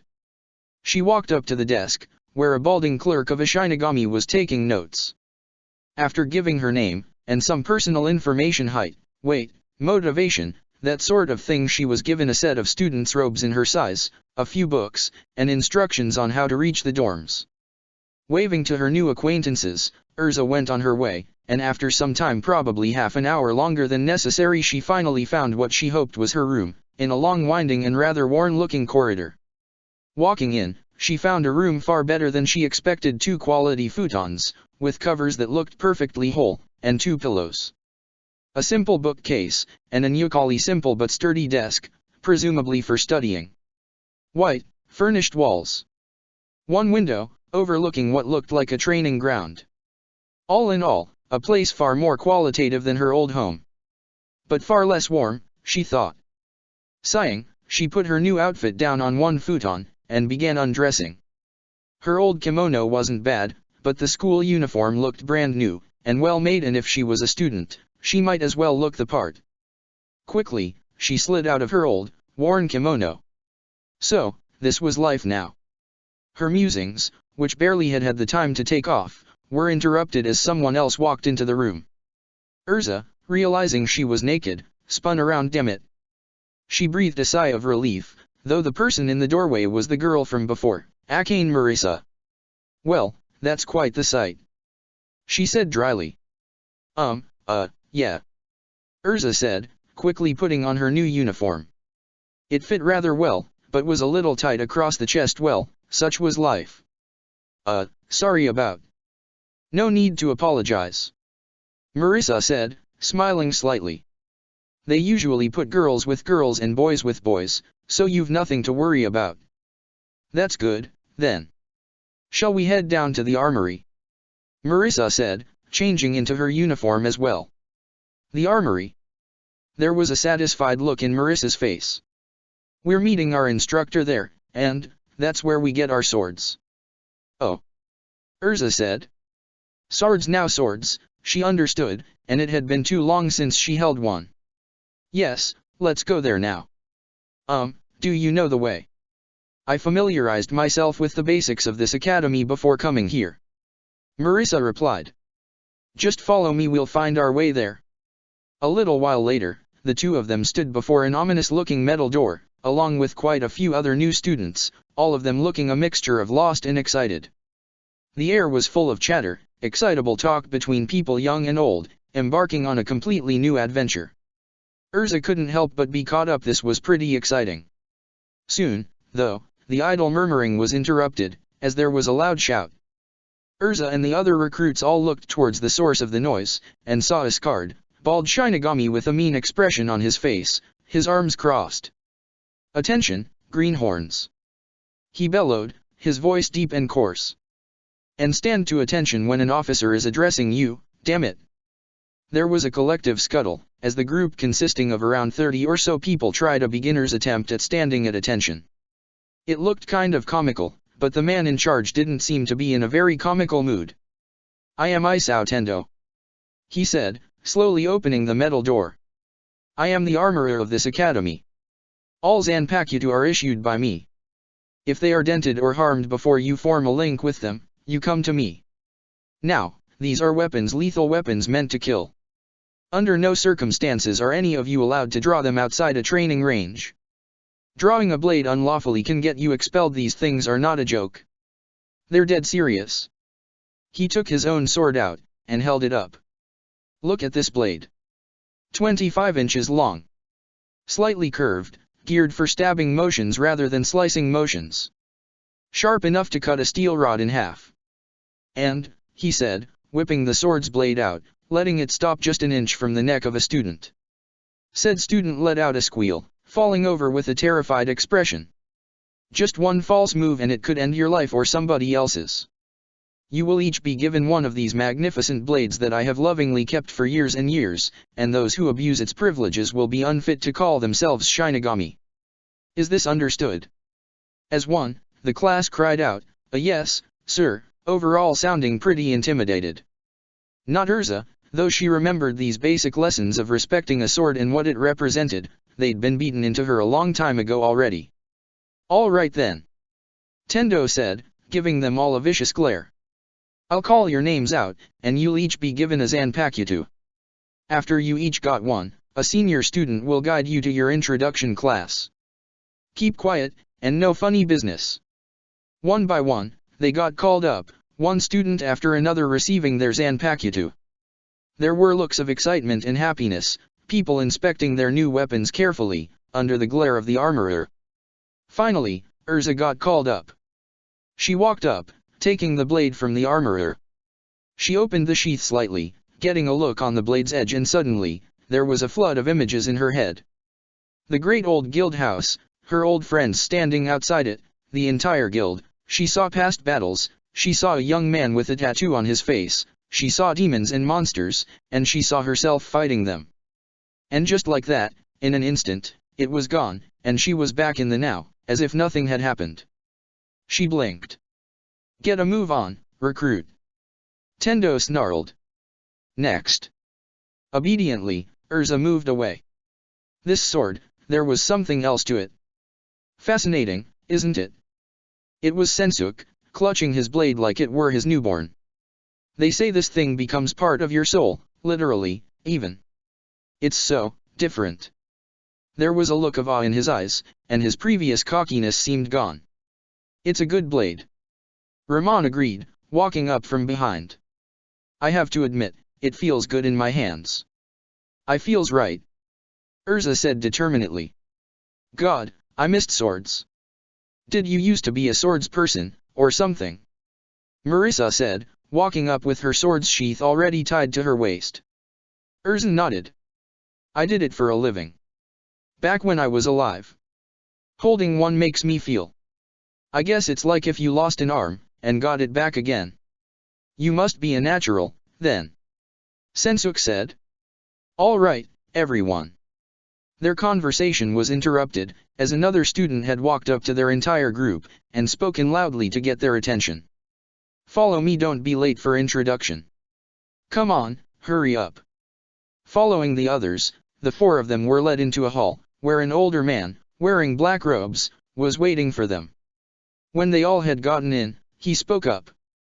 "Recruits," he said, crossing his arms, you come here today to learn to serve the Godi I-13 to the best of your abilities. It is a dangerous path, allowed only to the strong. Know that just being here makes you part of an elite, so do not waste this gift. You will learn how to use a sword, how to connect with your Zanpakuto, how to use all the other arts Hakuta, Shunpo, and Kido. You will become soldiers, ready to lay down your lives in service of the greatest cause there is. He looked over them grimly. As harsh as this may sound, know that Shinigami are the keepers of the balance between worlds. Without us, the souls would not flow, an imbalance would occur, and eventually the different realms would collapse. The stability of the worlds hinge upon our efforts, and to be part of this cause is to be a hero. Nothing must stop you from becoming the best, and claiming what is yours by right through humble servitude. There was a quiet murmur through the ranks, a bit of hesitance, caution, among the new students. Now, the man continued, I am Headmaster Tetsuo Kaneda. You will address me as Headmaster. As students of this school, you will be expected to give your all to study hard, work until you ache, and become the greatest you can be. There are strict rules here. A rulebook will be given to each of you. Those who break the rules will be punished, it is as simple as that. And know this, though you may have been given Zanpakuto, do not expect that you may carry them freely. Nobody gets that privilege until they pass first year Kendo. Until that time, that blade will be kept in your rooms. Understood? There was a collective yes, sir, and the headmaster nodded. Good. After adding a few more words about discipline, strictness, and general Shinigami stuff, they were dismissed. The aforementioned rulebook was handed out, along with books, schedules, and such like studying material. It was a bit lighter on the bookish side than Erza had expected for an academy. Then again, it was a military academy, likely it would be more practical than theoretical. The rest of the day flowed smoothly. There were just a few introduction classes. Mainly it was about how they would learn, the times they needed to keep, etc. Today, it seemed, was all about the recruits settling in, but hard work, all teachers assured them, would start tomorrow. All in all, it wasn't so bad. It was still new, still a bit strange, but not really intimidating anymore. She was already making friends, and she was sure she'd be able to handle whatever came her way. She was actually looking forward to Kendo classes. Swords, she knew. Deep in thought, she walked through the academy corridors, alongside Marisa. They were a little lost, just a little, but they were too caught up taking in the new sights to care. They were quite distracted, indeed, as it showed, when Erza turned around a corner, accidentally running into somebody. The man stepped back a little, and Erza just about managed to keep her balance. She looked at him. Black robes, probably a teacher. Sorry about that, sir, she said. I was just lost in thought. Sorry. She hoped he wouldn't be too angry, mostly because she was afraid of what she'd do to an abusive teacher. Luckily, though, he seemed not to be the abrasive kind at all. Not at all. He said calmly. We were all new once. Just be careful where you walk, all right? Yes, sir. She looked closer at the man. He had brown hair, a pair of glasses, and was pretty handsome. Not bad. My name is Aizen Saushik, he said, bowing lightly. I will be your Kido teacher. I look forward to seeing you there. Yes, she said, bowing. She was a bit awkward, but luckily this teacher seemed not to be bothered by awkward. I think we best get going, Marisa said, pulling Erza along. Good evening, sensei. Good evening, Aizen sensei said, smiling and waving. Academy seemed to be, on the whole, kind of all right so far. Chapter 5, School Days in a Mysterious Voice. The next day, early in the morning, after having had a quick shower, Erza and Marisa got into their robes, and headed down for breakfast. She'd been worried that she might not find her way, but everyone was up at the same time, heading the same direction to a rather dull-looking dining hall, where a simple, healthy meal of rice was served to each student. Some, she noticed, wolfed it down, people she recognized as being from a poorer district. Erza ate quickly too, but more so from an eagerness to see what came next. What would be next? Well, there was a schedule handed out in twos to each room, one for every student. A quick look revealed a broad list of subjects, first introductory kendo, then an introduction to Kido, then history, then literature. Seemed even a martial school put emphasis on less hands-on subjects, and though Erza did not groan, she wasn't really fond of the prospect of going through dull ledgers either. And what else? Hand-to-hand combat, introductory flash step, strategy, it was a blur of subjects, most of them military-sounding but not all. Gobbling down the last of her rice, Erza prepared herself mentally. She was not a stranger to hard work, or at least she thought so. Checking her memories, fractured as they were, it seemed that yes, she was not adverse to it, but she was definitely looking forward to some subjects more than some others. After breakfast, the entire group of first years, about 100 people or less, she estimated, were divided into classes according to schedule. Erza noticed Marisa, Sensuk, and Ramon in her class, and hurried up to meet them. Ramon was quiet, and Erza recognized the look of somebody who was not a morning person, but Sensuk smiled happily, with an expression that she was sure was at least half grounded in an appreciation for her bust. But no matter. "Ready for your first class?" Marisa said with restrained excitement. "I have to admit I'm not much of a sword person, but I suppose I'll have to learn.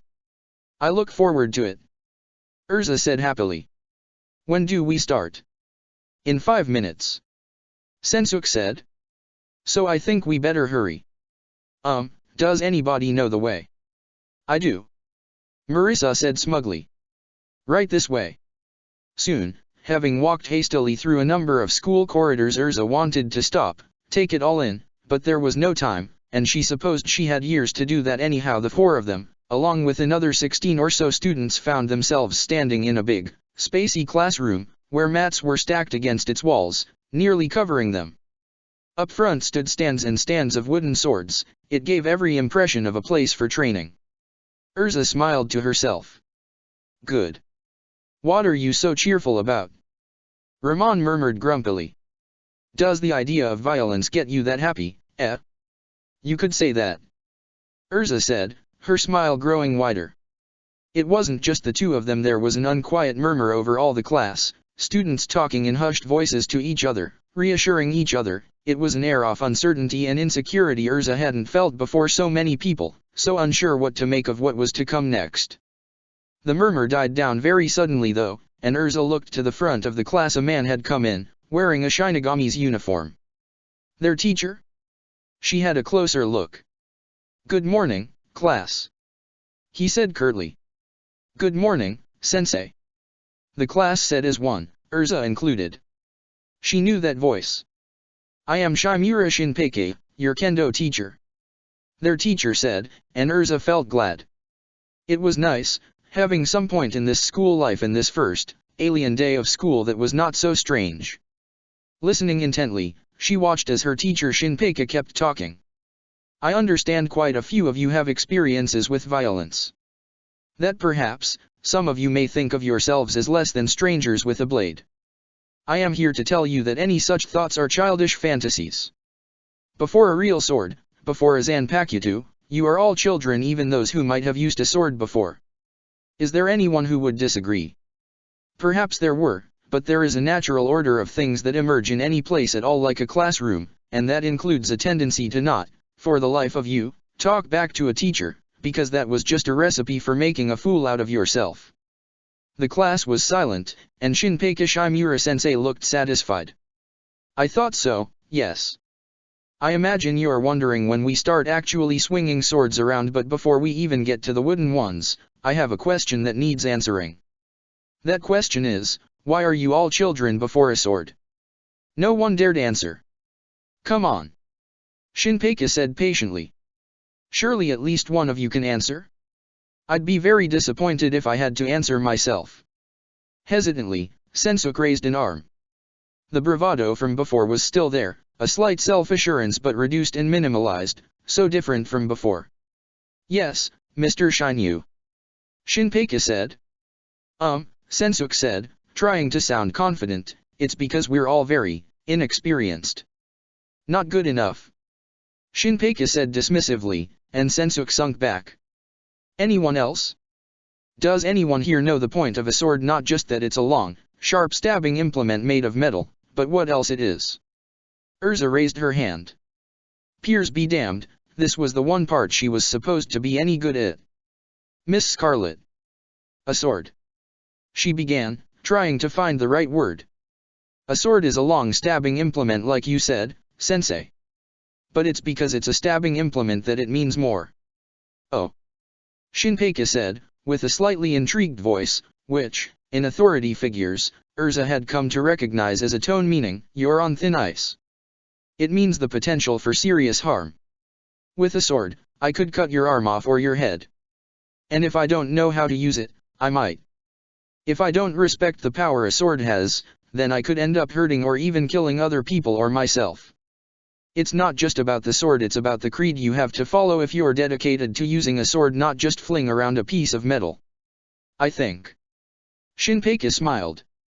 You're a bit thick, Miss Scarlet, but as far as answers go, it certainly trumps no answer at all. Erza, feeling pleased, smiled. She knew what a sword meant, of course probably better than most. Vocalizing it had been a bit of a challenge, it was so intuitive for those who knew it. She certainly hadn't learned a creed her mentors at Fairy Tale, as far as she recalled with her still fractured memory, had just taught her skill and safety, but she seemed to not have made a complete fool of herself. Feeling satisfied, she listened to Shimura-sensei giving a short speech on that exact topic, on how none of them deserved to use a blade until they learned to respect it. Then, he paired them all up, reading one name after another, finally ordering the mats placed at the wall to be placed at the floor. Finally, everyone was handed simple protective gear pads for the chest and shoulders, and a simple helmet in a bamboo practice sword, a shina. There will be plenty of time for you to learn the basics, Shimura-sensei explained, but for now, I would have you show me the grasp each of you have. How you hold a sword, how many of you know how to fight, and with what kind of form. The rules are simple, each pair will mock fight for 5 minutes, and each hit will score a point. You may only use your swords, nothing else. After 5 minutes pass, I will change your pairs around, and repeat. While you fight, I will observe who knows what. It was simple enough. Erza took her place on a mat, having been matched up with some tall, lanky, awkward-looking young man. He gave her a clumsy bow, which Erza reciprocated, before immediately swinging his blade down like a club. Erza, though knowing how well she could handle a blade, hasn't wanted to be arrogant, to assume she would naturally win over anyone in the class, but deflecting the blow by redirecting its momentum, then counter-attacking for a quick point, that was painfully easy. For 5 minutes they sparred, over and over, one quick point after another, and when the 5 minutes were over, the score was 35-3. Looking demoralized, the young man seemed relieved when the pairs were rotated. The next sparring partner was much the same story, inexperienced. Erza's form and balance was too much. 20 minutes later, Erza had bitten through 5 partners, each time with similar results. If she'd kept score, it would probably have been several hundred points won to a few dozen lost. Finally, Shimura-sensei called for them to stop, and there was a collection of groans, sighs, and huffs, as a whole class of sweaty, bruised students took their helmets off. It was rigorous work, swinging a sword around even if it was fake. Shimura-sensei nodded. I think I've got a good enough idea of where you are. Almost all of you are clueless, but we'll see about changing that. From here on out, none of you will spar each other until you know basic form, how to hold a sword right, how to take a stance, how to use the right conduct. There's a lot of knowledge to hammer in, and hammer it I will. He looked around the classroom. Of course, I said almost everyone. Miss Scarlet, you've made a mess of everyone you fought. Erza laughed nervously. I just did my best, sensei. There was a bit of a murmur through the class, and Erza thought she heard some words about her, about the rumors of hollow slaying and warlord beating, and how it had to be all hot air and exaggeration, but maybe not. Show me what you're capable of. Shimura-sensei ordered. Sir. Take that shina, and come at me. Standard rules, best of 5. You want me to fight you, sensei? Did I stutter? All right. She murmured. She wasn't so sure about this. Win or lose wasn't the issue, but everyone was looking at her. She did want to fit in, and this wouldn't be a great way of doing so. Still, she couldn't very well say no to her teacher either. Slowly, she walked up to a mat, taking a stance. Shimura-sensei stood opposed to her. They both gave each other a quick bow. Then, Erza leapt forward, striking quickly. She had no idea how strong or how skilled he was, there was no reason not to go all out. 1, 2, 3, 4 she hit, hard and fast. He countered each one just barely, but he blocked her strikes. Still, on she pressed, unrelenting. She had to take care not to hit too hard, these bamboo swords might break. She thrust forward with a stabbing motion, trying to hit, but then he made a small movement, redirecting the force of her blow to the side. Erza cursed inwardly, that was a sure sign he'd counter-attack. Immediately, she pulled back, narrowly avoiding his thrust. Quickly, he lunged forward, swinging from the side. She brought her Shina up to counter, but it was a feint. Quickly, Shimura-sensei pulled his sword back into the side, and thrust forward, striking her in the chest. "That's one," he said. Again. Feeling somewhat annoyed, Erza took a stance again. He was pretty good, well-controlled movements, practiced strikes. Again, she took the lead, striking at him with a series of quick, strong blows. There were murmurs from the class, people looking impressed, all eyes were on her. Trying her damnedest to be faster, to outmaneuver her teacher, she struck again and again, stabbing, slashing, as viciously as a blunt wooden blade would allow her. He was fast, though, and seemingly prepared for her every move. She wasn't breaking through, his defense was solid. Had this been real life, with real swords, she'd have had room to be creative, to find new ways to cut, new angles, but this was a kendo classroom, with strict rules and limitations. Grunting with frustration, she thrust forward, hard, but Shimura-sensei sidestepped, let her Shina glide forward, guided by his own, and then took a step forward right past her guard. Quickly, he raised his Shina and brought it down. Erza tried to move back, to avoid, but the Shina came down, hitting her collarbone. "That is dash. 2, I know." She shot back. Again. Shimura-sensei nodded, and the two took a stance, bowing to each other. This time, Erza opted not to be the aggressor. Let's see what he could do. Prepared for his assault, she looked him in the eye. Shimura-sensei, for his part, gave her a curious look. There was a slight pause, where neither moved, then he moved forward, striking quickly, and with precision. Carefully, Erza parried each one, looking for an opening. Counterattacks had been how he'd won the last 2 rounds. He thrust forward, then followed with 2 quick, hard strikes, then another thrust, all in the matter of 3 seconds. It was fast-paced, and exhilarating in a way. Finally, she decided to try and make a move. Anticipating one of Sensei's thrusts, she smacked it aside, quickly stabbing forward, Shina in both hands. Shimura-sensei moved, though bending slightly backwards, moving to the side, just barely keeping his balance, and her strike missed. Quickly, she took a step back, and in just the right time, his counter-attack was fast. Defending a series of sharp blows, she was hard-pressed to keep up. 3, 4, 5, 6 strikes. Finally, she hit back, intent on breaking this chain of attacker and defender. And it might have gone well, hadn't she hit hard enough that her Shina broke under the stress her strike placed on it. It snapped clean in half, and Shimura-sensei stopped himself quickly. "A pity. We'll get a new one." "No." She shook her head. "I lost, anyway." She bowed, still holding her broken Shina. "I look forward to learning from you, sensei." "Very well," he said. "You did decently for a beginner." There was a look in his eye, and she suspected the beginner part wasn't quite honest. "Thank you, sensei." Turning and addressing the class, Shimura-sensei said, "That will do for today. Tomorrow, you will practice form until you bleed, so be grateful there's no more for now, and prepare yourselves for some hard work." Dismissed.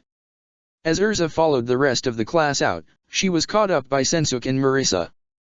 The whole class was murmuring, talking loudly, and all eyes were still on her.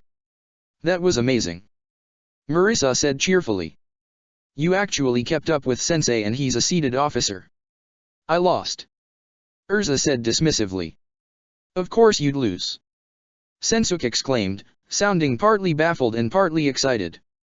"He's an officer, he's been out there, fought hollows, trained his form, learned the name of his sword, the whole thing. You're a student, and you gave him that tough of a time." That's. He trailed off, shaking his head as if in disbelief, a very cheery sort of disbelief. Erza said, unsure of how to put it without sounding like a braggart. I'm just good with swords. I used them all the time when I was alive. So? Marissa said, looking curious, are the rumors all true, then? Depends on the rumors, I guess. They say you set fire to the bandit lord's castle, slain all his men and bathed in their blood, and after that you butchered a legion of hollows with your bare hands. Ramon said sardonically, coming up from behind, and Erza wasn't sure whether he was joking or whether somebody just had a very vivid imagination. Well, I didn't do that, she said, shrugging awkwardly. But I did beat a hollow to death once. I'm strong, maybe not the strongest, but I'm doing all right, I guess. You'll make officer in no time at this rate, Sensuk said, grinning. We'll all be officers together, I'm sure of it, and you'll probably be our captain. I don't know about that, she mumbled. Everyone was looking at you, though, Marissa said. You looked really cool up there. Let's not get ahead of ourselves, shall we? Ramon cut in. Before we talk about captainship and such, we actually have more to do than attend our first ever class. Right now, we need to be heading to Dash. He took a quick look at his schedule. Introductory Keto. Sounds like fun, doesn't it? Keto, as it turned out, wasn't very fun. Their lecturer, although not a very harsh man, had a way of boring her terribly, mainly because it was such a difficult subject to grasp, summoning energy from within. Using it as magic? You'd have thought magic would have come naturally to her, but this was very different. It involved, apparently, manipulating your own Ryotsu, and frankly, she felt clueless. Do you understand any of this? She murmured to Marissa, while helplessly flipping the pages of her great big book on Keto. What they had to do here and now was simple: just summon enough energy to make a small glimmer of light. Oh, sure I do. Marissa smiled. Just focus, and try to visualize this light you have to make. Then, you just force some of your energy into it, imagine it as a light, and there you go. I still don't get it, she groaned. It's not that hard, Sensuk said cheerily, a bright light shining from the tip of his finger. It just takes a bit of subtlety like this. Exactly, Marissa said, and from her palm a much brighter light flared. Sensuk looked a little dejected. It doesn't take a lot of energy. I had a look at the Keto spells we're supposed to learn, and from what I can gather, step 1, this one right here, is the most difficult. Once you get past that, it should be fine. Erza focused, closed her eyes and tried looking into herself, and suddenly, her sleeve was on fire. Frantically putting it out, slapping at it with her hand, Erza resisted the urge to swear. Well, Marissa said with a quiet sigh, hopefully you'll be fine at some point in time. The school day went past slowly, and the many new things were almost overwhelming at times. The last lesson before lunch was history, a subject Erza did not care for very much. Once they had sat down in the classroom, waiting only for the teacher to arrive, she sat wondering what the point was. Would history make her better at swinging a sword, casting a spell, or connecting with her sword? She hadn't had much schooling in life. As far as she could remember, fairy tale had its instructors, but not much in the way of teaching non-practical subjects. They had been very hands-on, so unlike this formal, almost sterile environment of learning. Erza was snapped out of her daze by the arrival of their teacher, a short, old woman with white hair kept in a knot, standing at the teacher's podium. The class stood to attention, listening intently. Good day, students, she said, her aged voice ringing across the room surprisingly clearly. Good day, sensei. They all shot back in chorus. Before we begin, she started, I will tell you something you need to know as students. You may wonder what use this is. To sit here, listening to an old crone drone on about things past, when you could be swinging swords. But let me tell you, children, our past defines us. A sword swinger without knowledge is but a brute, a machine for violence and nothing more. What separates a soldier from a thug is his knowledge and wit, and you cannot do without your history if you wish to become soldiers, because our past defines us. Without learning of the past, we can never learn from its examples, or from its mistakes. Understood. There was a chorus of yes from her audience, and the old woman nodded, opening a book. We'll start before the founding of this Godi 13. Erza, though still unimpressed with the subject, listened attentively well, not inattentively at least. It was a fair point. And finally, after a grueling hour of introduction, it was finally time to eat. Following the flow of students walking their merry way, first years as well as upperclassmen of various kinds, she came into a large dining hall, where food was being served. Settling for a simple dish of fish and rice, she took a seat next to her new friends, cheerfully digging in. Ma-on. Sensuk groaned. I hate literature. I seriously hate it with every fiber of my being. Don't be lazy, noble boy. Marissa shot back with a smirk. We all have to pass it, and if it's too difficult, then that means you have to try harder. Books are a stupid invention anyhow. He grumbled. It was probably invented by you nerds to keep normal people down. You are an oaf. And you are dash. Deciding to draw a line between playful banter and genuine insult, Erza said. That's enough, I think. I don't like it either, but it's part of the package. Besides, we've got Marissa to depend on, don't we? Oh, thanks a lot. Marissa said sarcastically, but there was a smile on her face. Why don't I just write all your assignments for you? That would be fantastic. Sensuk said snarkily, chewing down his rice. I expect a 500-word essay on the importance of the poet Sakabuta had on the era of Ramadama Ding Dong. He grinned. For the dream that was never made real, as a dream it was a beauty to have. Rahman mumbled. What was that? Sakabuta. Rahman said, shrugging. You ought to try it sometime. He was quite the wordsmith. Ugh. Sensuk said, making a mock expression of disgust. I am surrounded by nerds. Nerds. Me too. Erza said, smiling. Oh, you're the worst of all. Sensuk said, nodding eagerly. You're the sword nerd, whose encyclopedic knowledge of swords reaches epic proportions. Real Shinigami don't need that. Yes, I'm sure charging into battle without in-depth knowledge will work quite well. Marissa said, half laughing. I'll have you know I'm a proud sword nerd, and I intend to be for as long as I live. Erza giggled, scarfing down the last of her rice. Time really did fly, quite fast once she had got accustomed to school life. Her first day was over before long, consisting mostly of introductory courses, and the next 2 months went by in the blink of an eye. There was theory and practice, there was magic and sword play, there was hand-to-hand combat and literature. In some places she did well, swords especially, and in some she did poorly, like Keto and history, but luckily, she got by with a little help from her friends. And in turn, she helped them when she could, showed them a good move or two, how to hit at just the right time, how to intimidate, and how you could solve conflicts with more than just violence. Although that last one, she had to admit, was not her field of expertise. And before she knew it, 2 months had passed and she was still keeping afloat, still passing as a student. She continued to impress in Shimura-sensei's class, and she was dimly aware that people talked about her often. Maybe she was popular, she didn't pay it any mind if she was. She had enough on her mind to be part of school drama. There were boys, of course, lots of them, all seemingly interested in her or her looks, at least. One event stood out among the others. Less than 3 months after she had first arrived, between struggle and excellence, between classes, and filling her head with knowledge till she felt like it might burst, there was one night when something extraordinary happened.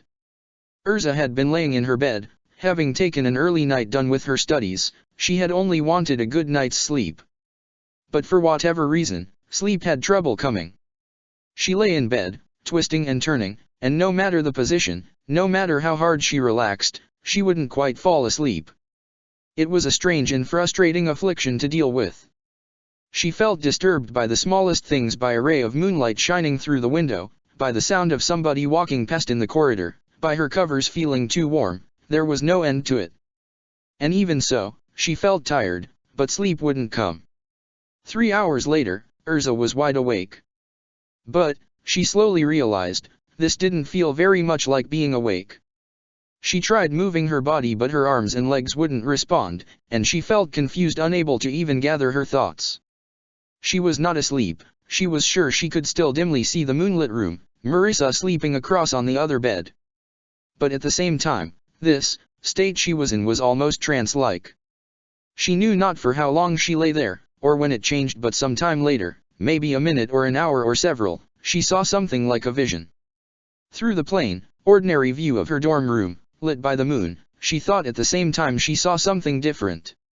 It was nothing but a blur at first, like gusts of wind moving dust about, but slowly it took the form of a wasteland, a dirty, arid landscape ravaged by dust storms and rocks, tumbling about in the air as if they were nothing but twigs and straw.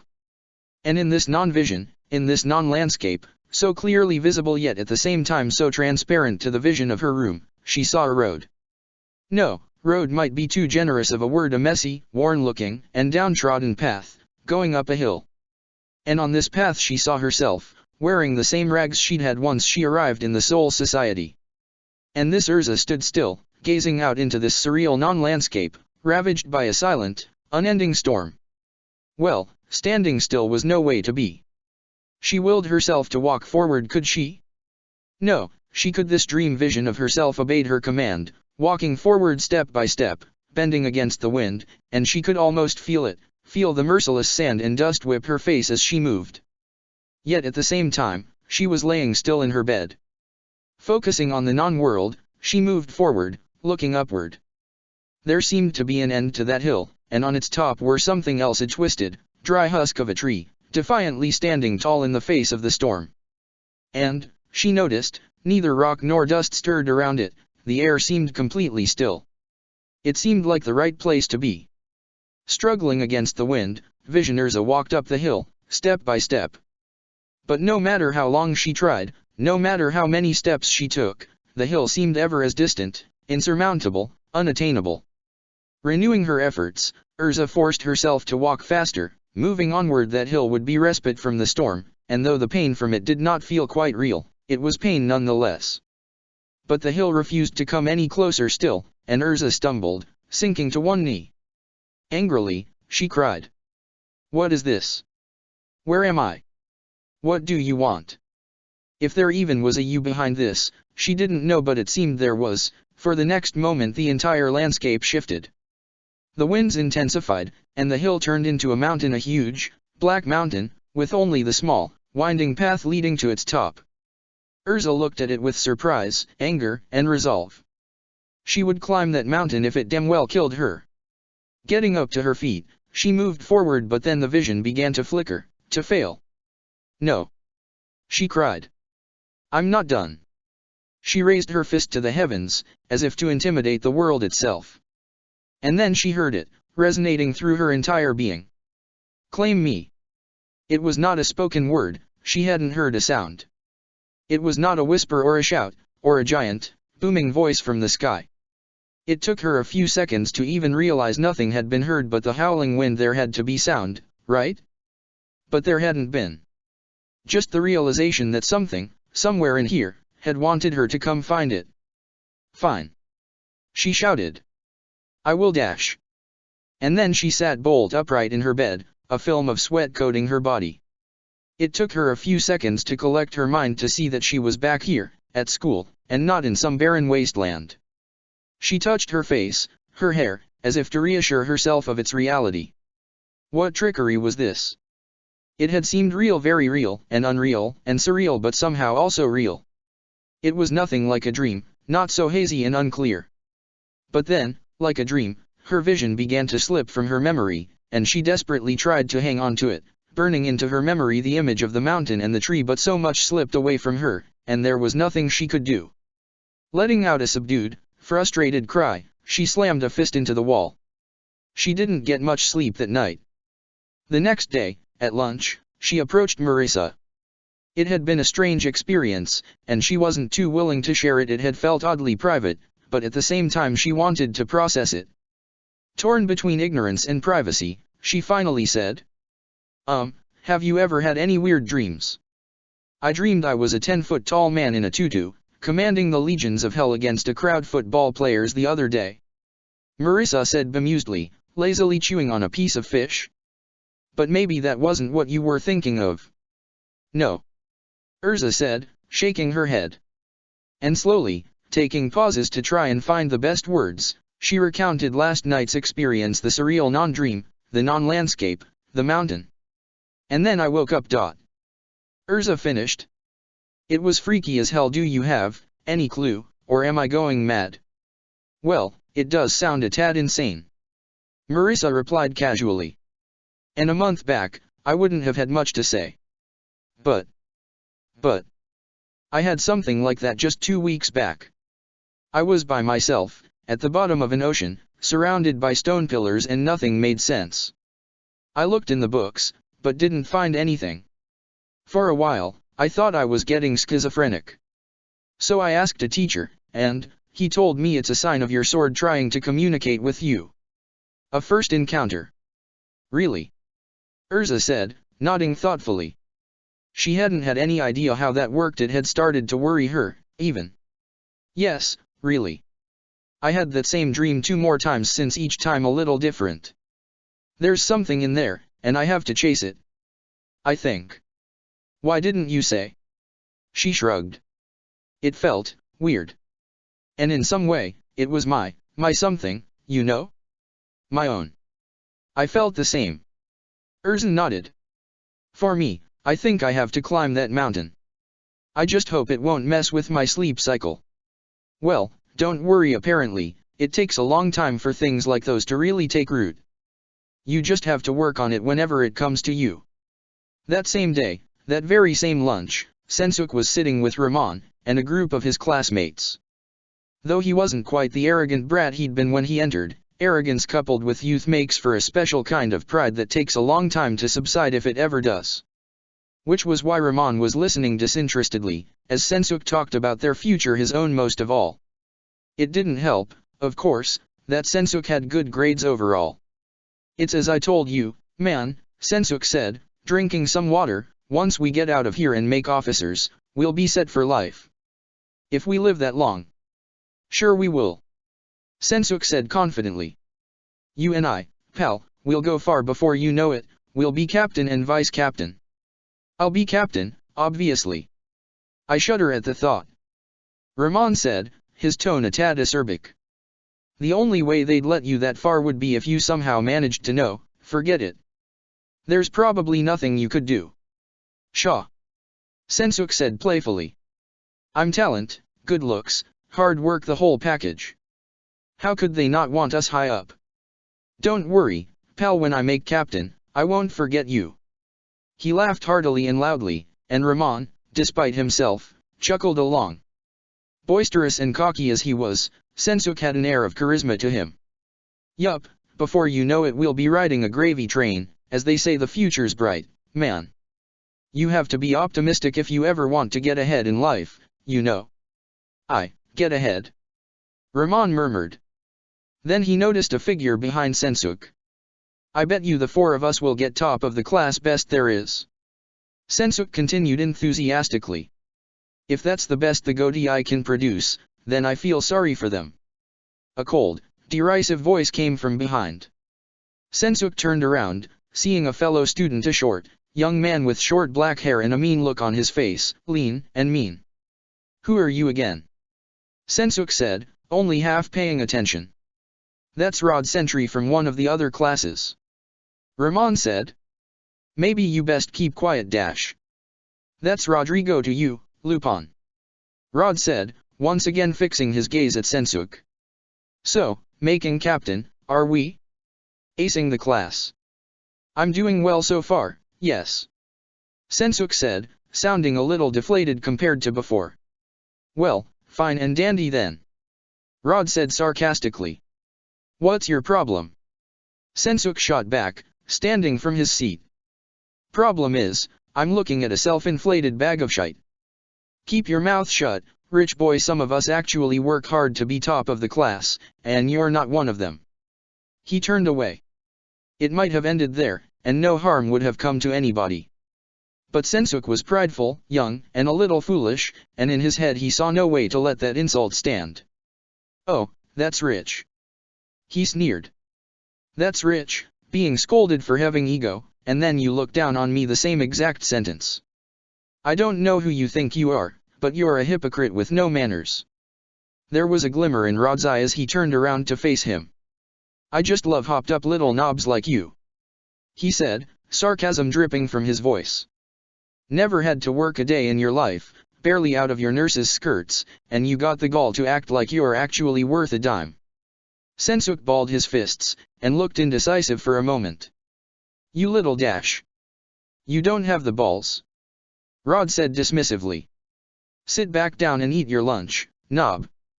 Frustrated, angry, Sensuk stepped forward, fist raised. He moved to strike and then, in a flash, he found himself thrown to the floor, his arm twisted behind his back, Rod sitting on top of him with a knee into his back. Top of the class in hand to hand, knob. Rod said calmly. Get off me. Sensuk growled, squirming. There was a stir now. One by one, all students were turning to look at them. Ramon took a step forward, ready to give a hand if things went too far. Maybe you better stop there, Sentry, he said cautiously. You want some too? Bloody try it, I dare you. Rod shot back. Knock it off. Sensuk shot back, trying to free himself, but he was firmly stuck in Rod's hold. Where's that bravado from before, Captain? Rod spat. You're just like the rest of them, full of hot air, but if you so much as poke, you pop like soap bubbles. Then why don't you try and pop me? Came a voice, authoritative and strong. Rod looked up. It was Erza Scarlet, standing over him. I know you, he said calmly. The hot shot of Class 2. A real damn tiger with the sword, they say. The legendary slayer of a legion of bandits and a host of hollows. Ignoring his mockery, Erza retorted. And you are a bully. Bully. Rod sneered, letting go of Sensuk, and standing up. Sensuk grumbled, rubbing his arm as he stood up. Rod was noticeably shorter than her, but there was an intensity to him that, to the objective eye, made them seem not so different. A bully.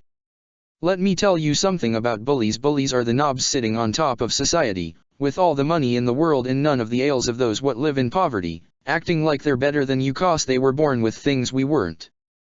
That's his lot to a T. I don't care. Erza said resolutely, crossing her arms. You hate the rich? Cry me a river. I see one man pushing another man down, for no other reason than that he can. That's something bullies do, throw their weight around because they're strong. Rich. Rod said coldly. Especially considering the one what threw the first punch was him, not me. Erza looked at Sensuk. All right, I did. He groaned, still rubbing his wrist. He was being a dick, though. Well, that doesn't matter. Erza said, turning her eyes back to Rod. You didn't have to do that, but you did. I'll tell you this much: if you're going after my friends, you're going after me. I don't have a lot of clearly laid out principles, but that's one of them. Bully my friends, and I'll come down on you like a ton of bricks. Intimidating. Rod said dryly. Hell, I'm all for about here and now, if you really want to throw down. Maybe I do. Erza said, cracking a knuckle. Maybe either of you don't. Marissa said, stepping up. Are you both mad? If a teacher sees you fight, then the both of you will be cleaning toilets for a month. Stop being childish, we've got classes to attend, anyhow. Fair point. Rod admitted, shrugging. If you're up for it, I'm all for settling this later away from prying eyes. There was an excitable murmur from the crowd of students watching. Erza was strong, everybody knew it, and before now nobody in the student body had challenged her like this. Maybe. Erza said. That all depends on you. If you're going to keep acting like this, then maybe we will. Whatever. Rod said, turning his back. I've got Keto to go to now, and I think you lot have some place to be as well, where you'll no doubt squander your talents. See ya. He gave a lazy, sarcastic wave, and walked out. Well, that could have gone better. Ramon murmured. Damn. Sensuk murmured. Sensuk. Erza said. You did throw the first punch. Yes, but dash. No buts, no fighting unless you have to. Period. Yes ma'am. Sensuk said, and she couldn't decide whether he sounded defeated or sarcastic. Let's go, people. Marissa urged. He was right, there's actual studying to be done. With that, the four of them walked out, and slowly the crowd dissipated. It was agreed later that it had been quite a good show, but not quite so good as what would come in time. And so, Erza's first months in academy passed. She did make friends, and though she struggled, she managed to, on the whole, not mess up completely. Unbeknownst to her, she wound up being what is known in the mysterious society known as student body as being popular. Strong, decisive, and charismatic, Erza made for herself a space where she was looked up to by some, appreciated by many, and disapproved of by few. It was the fairy tale way, perhaps, or just her personality, but Erza began to like it there. Though danger lurked just around the corner in the form of hollows and soldiery, it seemed like it was an eternity away, and for the time being, she enjoyed life at the Shinigami Academy. It was simple, full of hard work, and that was no more or less than she needed to be content. Check the description for the links to the author.